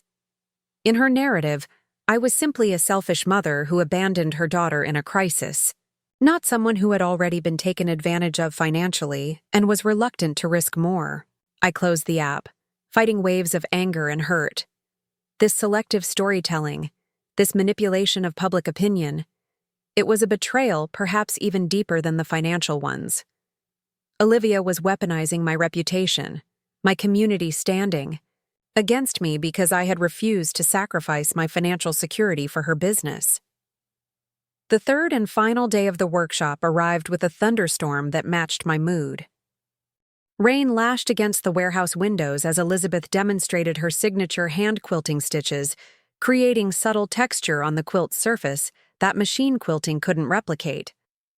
Hand quilting is a meditation, she told us, her needle flashing in and out of the fabric with practiced precision. Each stitch is an intention, a moment of presence. You can't rush it or force it. You have to find your rhythm and trust the process. I thought about my own situation, the storm raging back home, the damaged relationships, the difficult conversations awaiting me. There was no rushing or forcing a resolution there either. I would have to find my rhythm, trust the process, and move forward one careful stitch at a time. During the final lunch break, I received a text from an unexpected source, James. Margaret, we need to talk before you return. Olivia doesn't know I'm contacting you.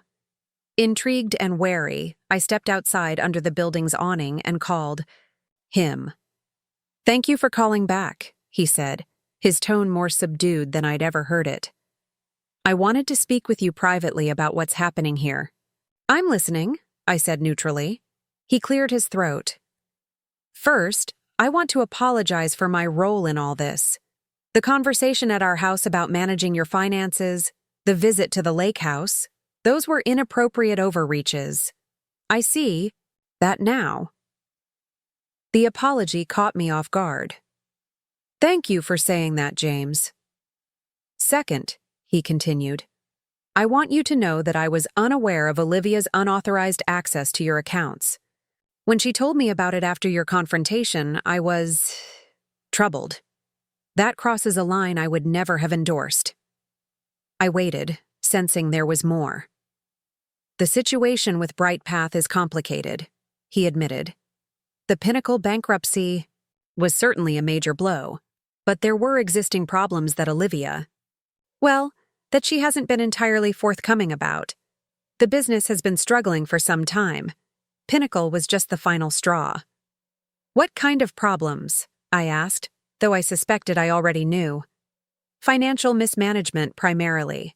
Olivia is brilliant at marketing strategy and client relations, but she's never been strong with the business operations side. There were unpaid taxes, inflated salary draws, expensive office renovations that weren't necessary. The company has been operating too close to the margin for years. The revelation wasn't entirely surprising, but it was disappointing. Why are you telling me this now, James? He sighed heavily. because the narrative Olivia is spreading, that you could have saved the business but chose not to, is unfair and inaccurate. The problems were too deep-seated. Even if you had provided the money she asked for, it likely would have only delayed the inevitable. Unless there were significant changes to how the business was managed, I suggested. Exactly. And Olivia? She struggles with criticism, with admitting when she needs help or has made mistakes. It's easier for her to blame external factors, like you withholding support, than to acknowledge her own role in the company's downfall. Rain continued to pour down around me as I absorbed James's words. Does Tyler know all this? Some of it, James confirmed. Enough that he's not blaming you, despite Olivia's efforts to turn him against you. He's been surprisingly level-headed through all of this. I smiled slightly at that. My perpetually scattered son, being the voice of reason in a family crisis, wonders, never ceased. There's one more thing, James added, his voice dropping lower. Olivia may approach you about investing in a new business venture when you return. She's already talking about starting over, with a different focus but some of the same team members. And she expects me to fund this new venture? After everything that's happened? I couldn't keep the disbelief from my voice. I believe so. Yes. I wanted you to be prepared for that conversation, to have time to consider how you want to respond before you're put on the spot. After thanking James for his honesty and ending the call, I stood watching the rain for several minutes, processing what I'd learned. Olivia's business troubles were more complex and long-standing than she'd admitted. The loan she'd sought from me might have been a band-aid at best, not the salvation she'd presented it as. And now, incredibly, she was planning to ask me to fund a new venture, even while publicly shaming me for not saving the current one. The final afternoon of the workshop passed in a blur of last-minute instruction and emotional goodbyes. Elizabeth signed copies of her book for each participant, adding personalized notes. In mine, she wrote, "To Margaret, may your quilts always reflect your true colors, not the patterns others expect you to follow." I traced the words with my finger, oddly moved by this insight from someone who barely knew me. Had my struggle been so evident in my work, in my questions, in the way I approached the techniques she taught? As we packed up our supplies and projects, a fellow participant, a woman about my age named Vivian from Charleston, approached me.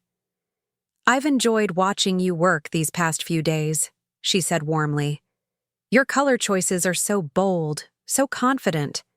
Not what I'd typically choose, but seeing them in your pieces has inspired me to be more adventurous in my own work." "Thank you," I replied, touched by the comment. "I'm actually quite new to these color combinations. I've spent most of my quilting life playing it safe with neutrals and pastels." Vivian nodded understandingly. "Isn't it funny how our art reflects our lives? I started using brighter colors after my divorce, as if I finally had permission to be vibrant once I was on my own." "I'm not divorced," I clarified automatically, then paused.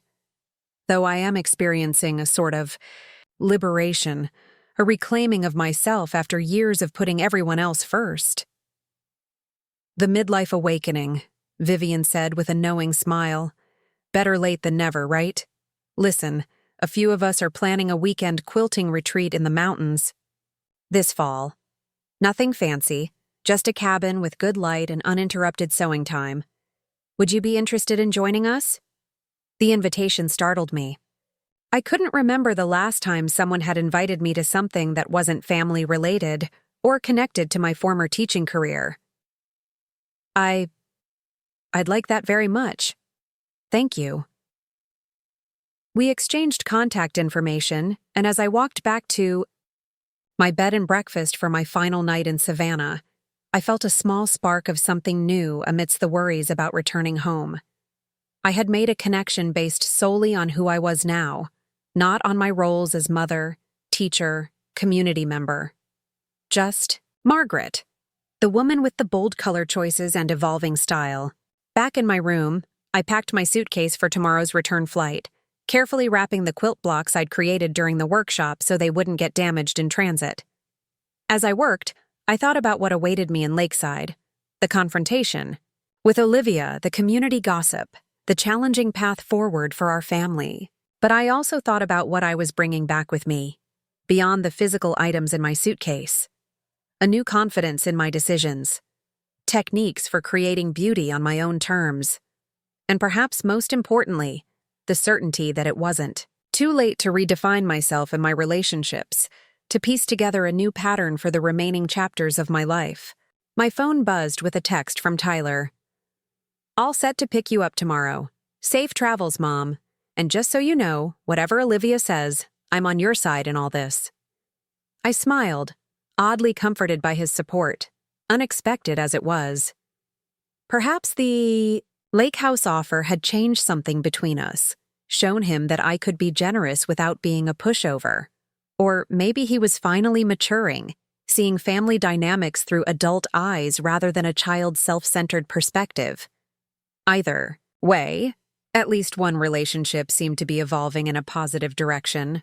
As for Olivia, that would be more complicated. The hurt ran deeper there, the betrayal more profound on both sides perhaps. But as Elizabeth had taught us with her challenging curved piecing technique, the most difficult seams often created the most beautiful patterns when handled with patience and care. Tomorrow I would return home and begin the delicate work of stitching together what had been torn, even as I maintained the boundaries that protected my newly reclaimed sense of self.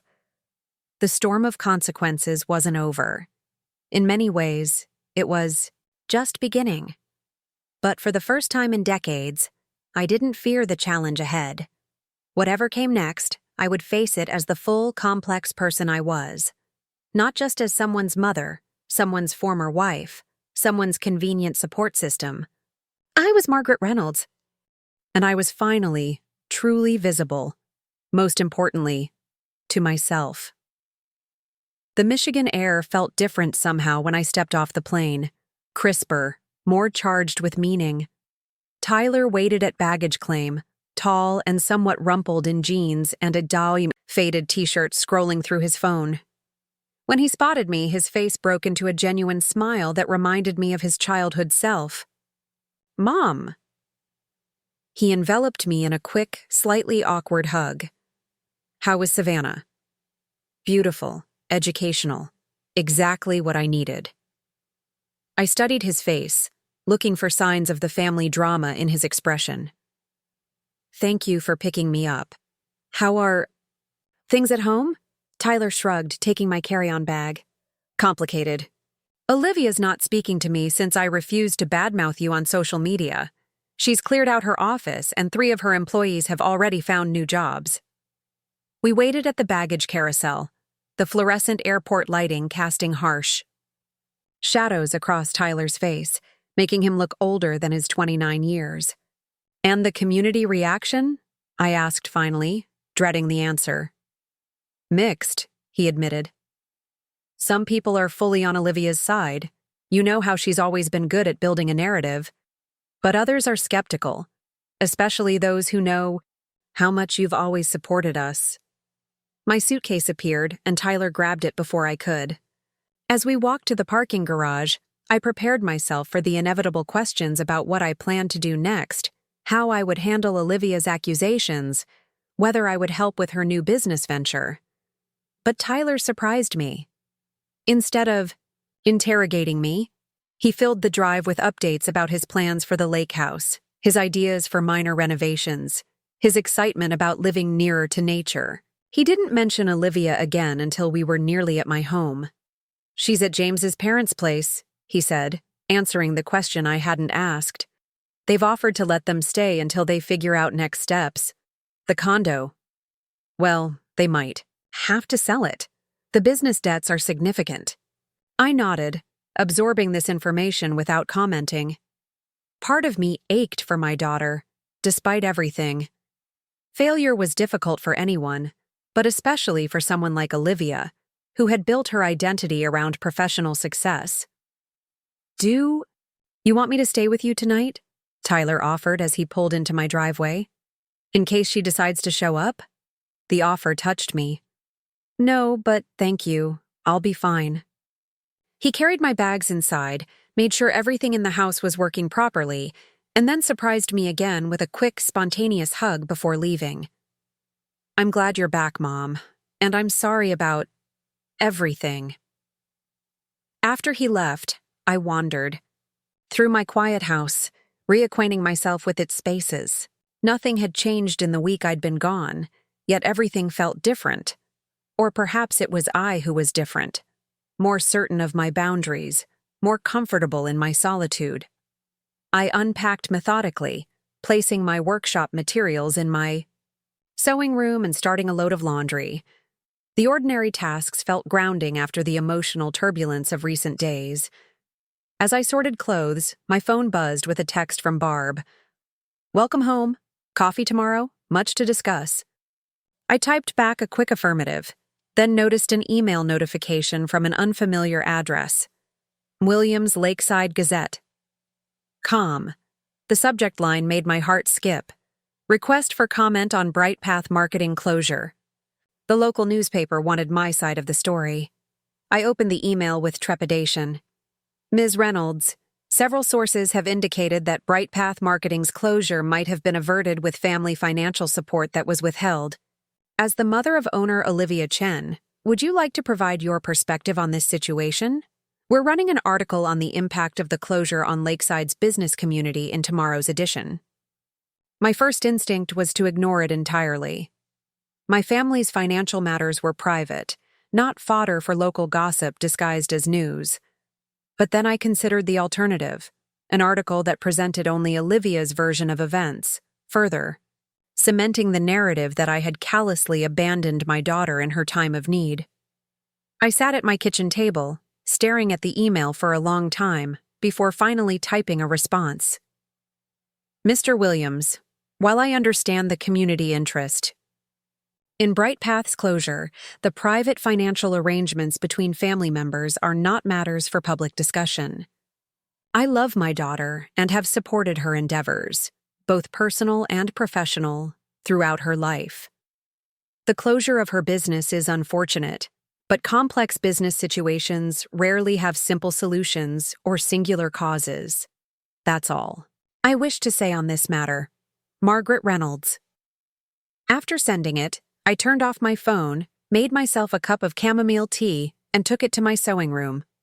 The fabric pieces from the workshop lay on my table, waiting to be assembled into something meaningful. I ran my fingers over them, remembering Elizabeth Hartley's words about quilts being narratives, statements, declarations.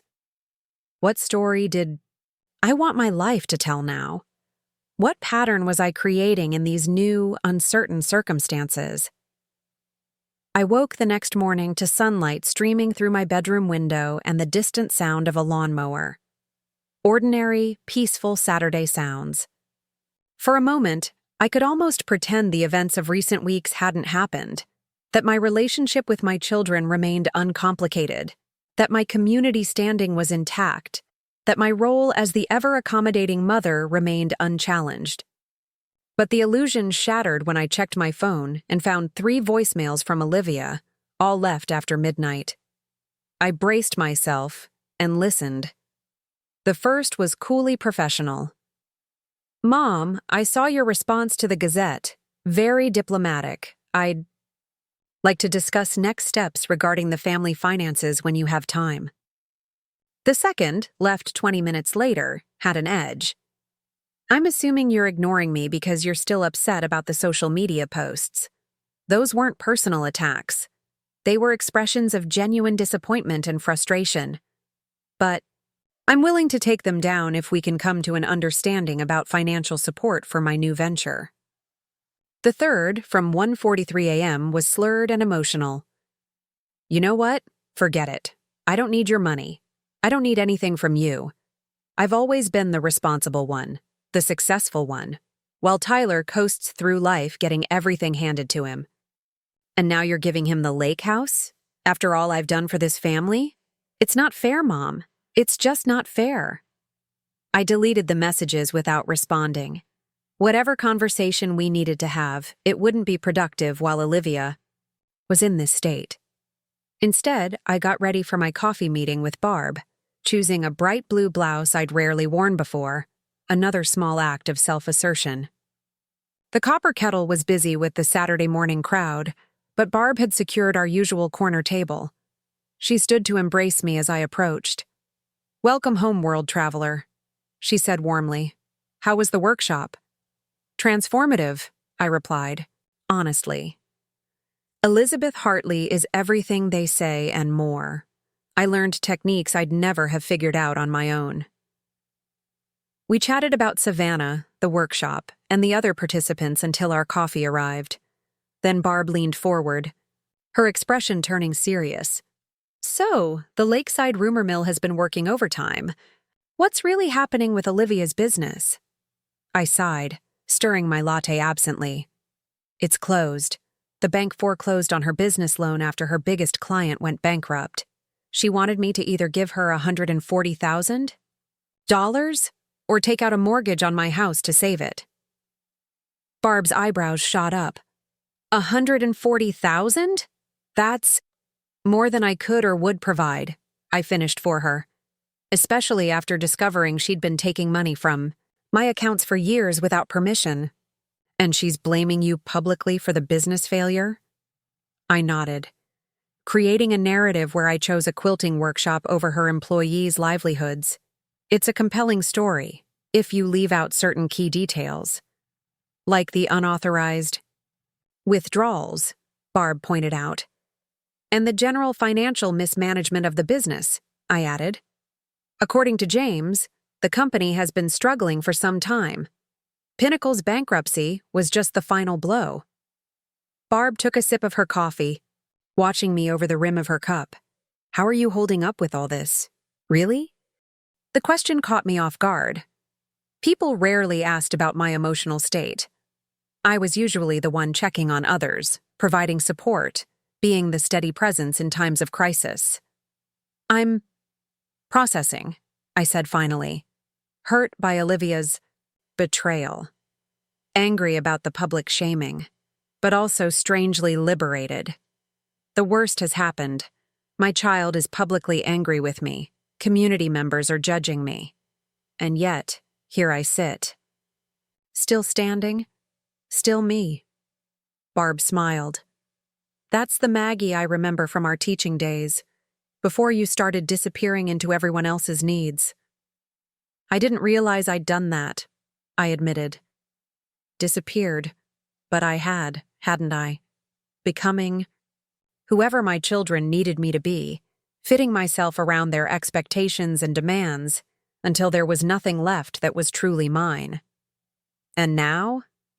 I thought about the vibrant quilt pieces waiting in my sewing room, the invitation to the fall quilting retreat, the boundaries I'd established with my children. Now I'm reclaiming space for myself. It's uncomfortable sometimes, and certainly not without consequences, but necessary. After coffee with Barb, I drove downtown to pick up some groceries. I'd normally avoid public places during family drama, but hiding at home felt too much like shame, like accepting guilt for actions that weren't wrong or shameful. If people wanted to judge me based on partial information, that was their prerogative. But I wouldn't become invisible in my own community. In the produce section of Miller's Market, I felt the stares and whispers before I saw them. Two women about my age, glancing my way and talking behind their hands. Former parents of students, perhaps, or members of the community garden club I'd once belonged to.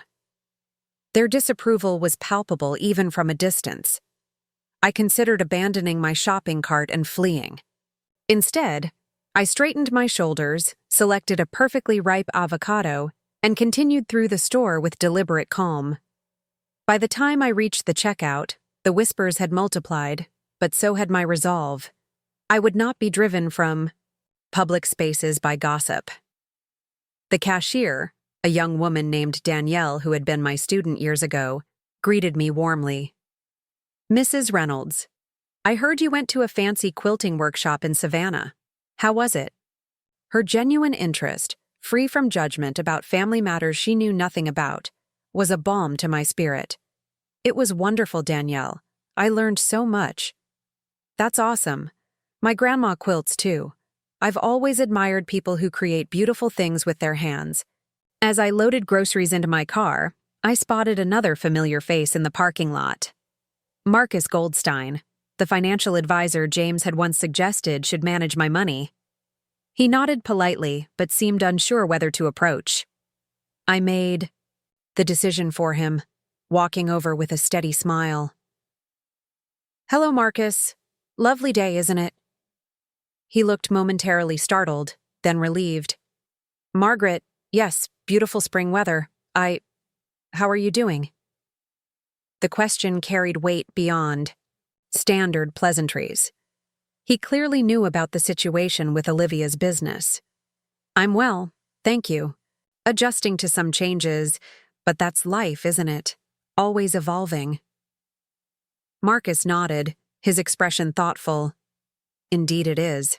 Listen, I hope this isn't inappropriate given the circumstances, but I've been meaning to reach out to you professionally.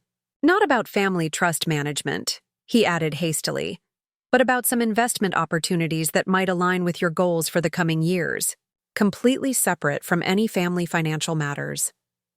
The irony wasn't lost on me. Weeks ago, this same man had been part of the plan to take control of my finances away from me. Now he was approaching me as an independent client with agency and decision-making power. "I'd be happy to hear about them, Marcus.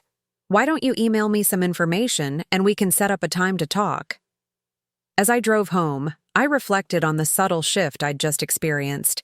People were recalibrating their perception of me. No longer just seeing me as Olivia and Tyler's mother, but as Margaret Reynolds, a woman with her own interests, boundaries, and financial autonomy. The confrontation with Olivia came sooner than I expected. When I pulled into my driveway, her BMW was already parked there, and she sat on my front steps, sunglasses hiding her eyes despite the overcast sky. She looked exhausted, her normally perfect appearance slightly disheveled, as if she'd dressed in a hurry. "We need to talk," she said as I approached, standing to help me with the groceries despite everything.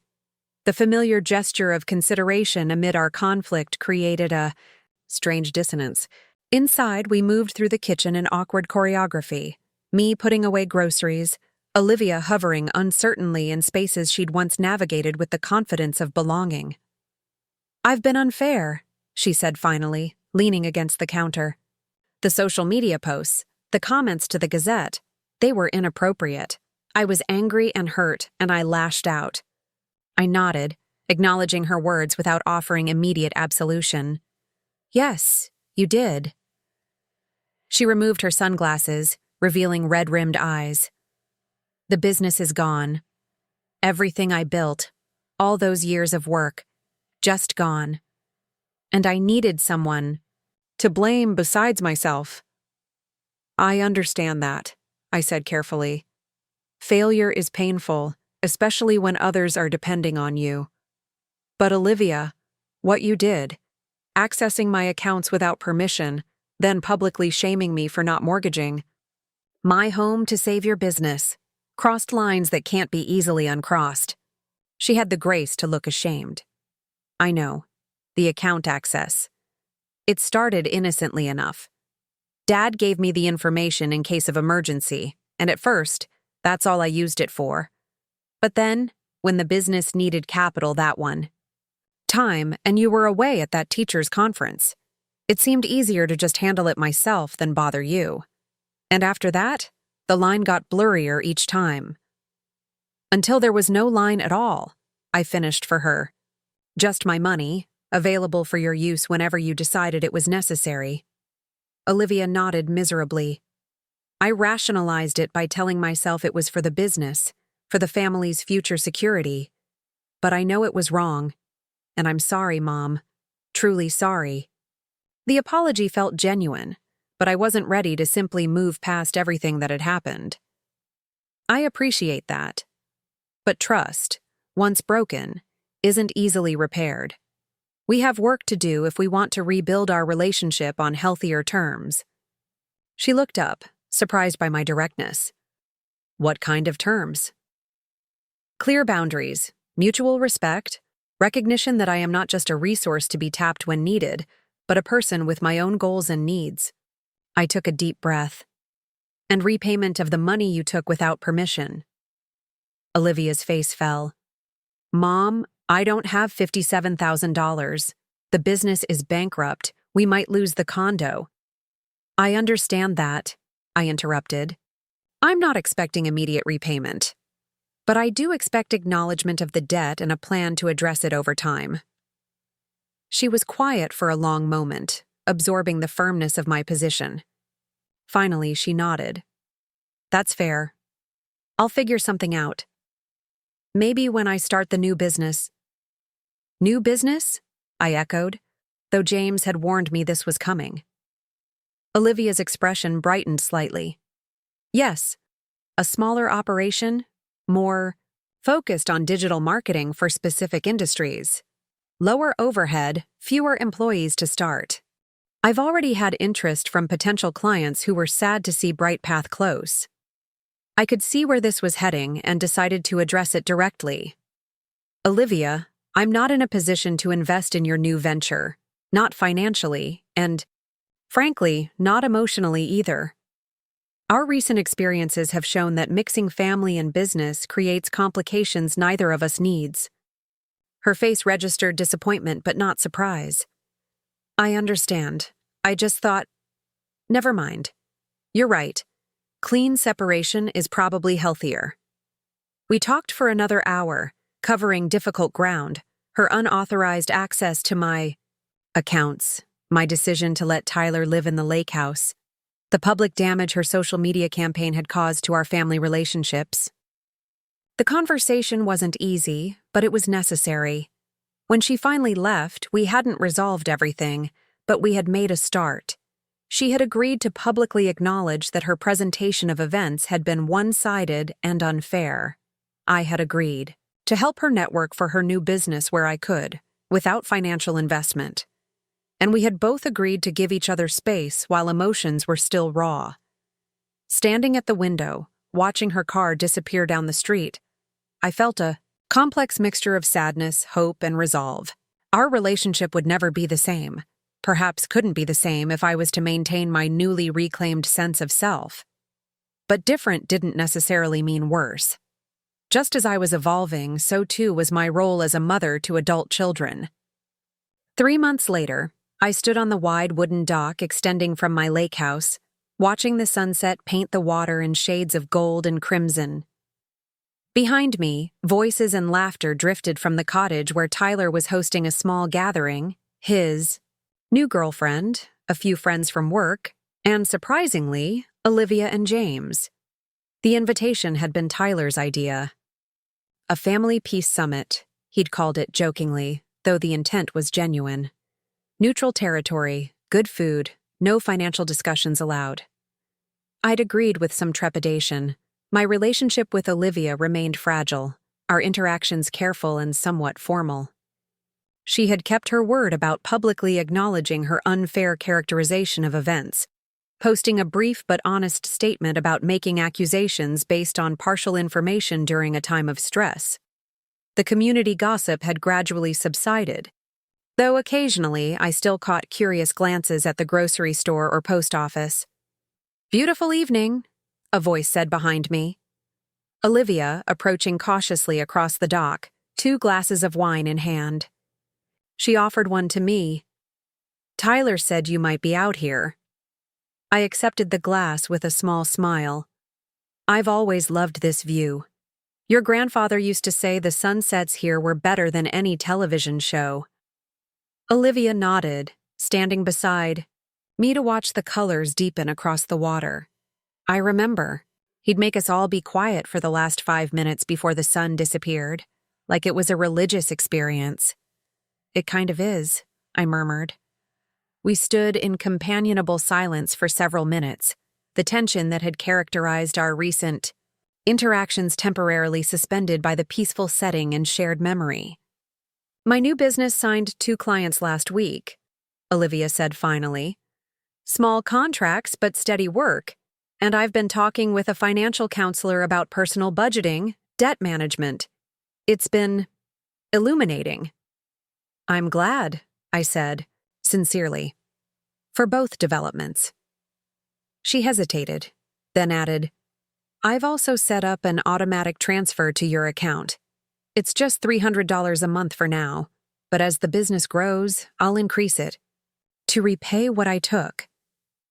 The acknowledgement of the debt and the concrete step toward making amends touched me deeply.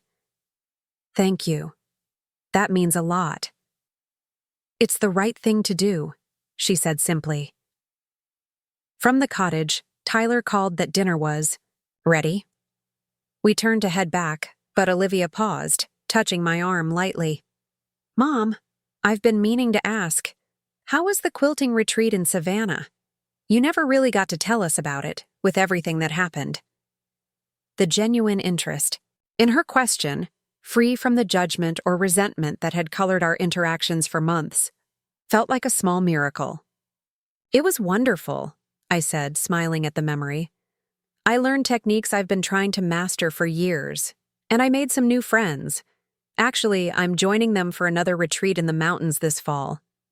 Olivia nodded, something like respect flickering in her expression. Good. You deserve to do things that make you happy. I see that now. As we walked back to the cottage, where Tyler was dramatically attempting to carve a roast, while his girlfriend offered helpful but increasingly ignored suggestions, I felt a sense of cautious optimism about our family's future. The damage done couldn't be erased, and some changes were permanent. I would never again be the mother who sacrificed everything for her children without question. They would never again see me as simply an extension of their needs and wants. But perhaps we could build something new and healthier from the ruins of our old patterns. Something based on mutual respect rather than expectation and obligation. Something that allowed each of us to be fully present as the complex, evolving individuals we were. Later that evening, as the gathering wound down and guests began to leave, I found myself alone in the small sunroom Tyler had converted into a quilting space for me. My idea, but his execution, a peace offering of sorts.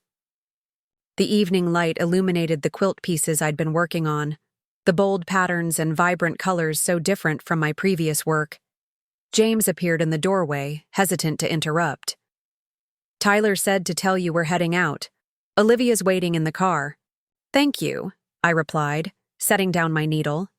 It was a lovely evening.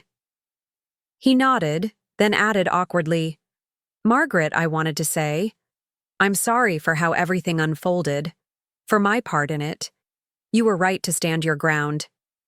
I appreciated the acknowledgement, unexpected as it was. We all did what we thought was best at the time, even when we were wrong. After they left, I returned to my quilting, adding one last piece to complete a section of the pattern. In traditional quilts, this block was called Phoenix Rising, a design symbolizing renewal and transformation after destruction. How fitting for this chapter of my life. Tyler poked his head in as I was putting away my supplies. Everyone's gone. Want to watch the last of the sunset from the dock? We sat side by side on the weathered wooden planks, feet dangling above. The dark water, watching as the final sliver of sun disappeared below the tree line. Do you think we'll be okay? Tyler asked suddenly. As a family, I mean. I considered the question carefully. I think we'll be different, and that's not necessarily a bad thing? He nodded, understanding more than I might have given him credit for in the past. Different, but still connected. Exactly, I agreed, watching the first evening star appear above the darkening lake. Connected by choice now, not just by obligation. And that might make the connection stronger in the end. As twilight deepened around us, I felt a profound sense of peace settle over me. The journey of the past months had been painful, challenging long-established patterns and comfortable assumptions, but from that disruption had emerged a newer, truer version of myself, A woman who could love her children deeply while still honoring her own needs and boundaries. Margaret Reynolds, mother and individual. Both, not either. Finally, after all these years, balanced and whole. Up next, you've got 2 more standout stories right on your screen. If this one hit the mark, you won't want to pass these up. Just click and check them out.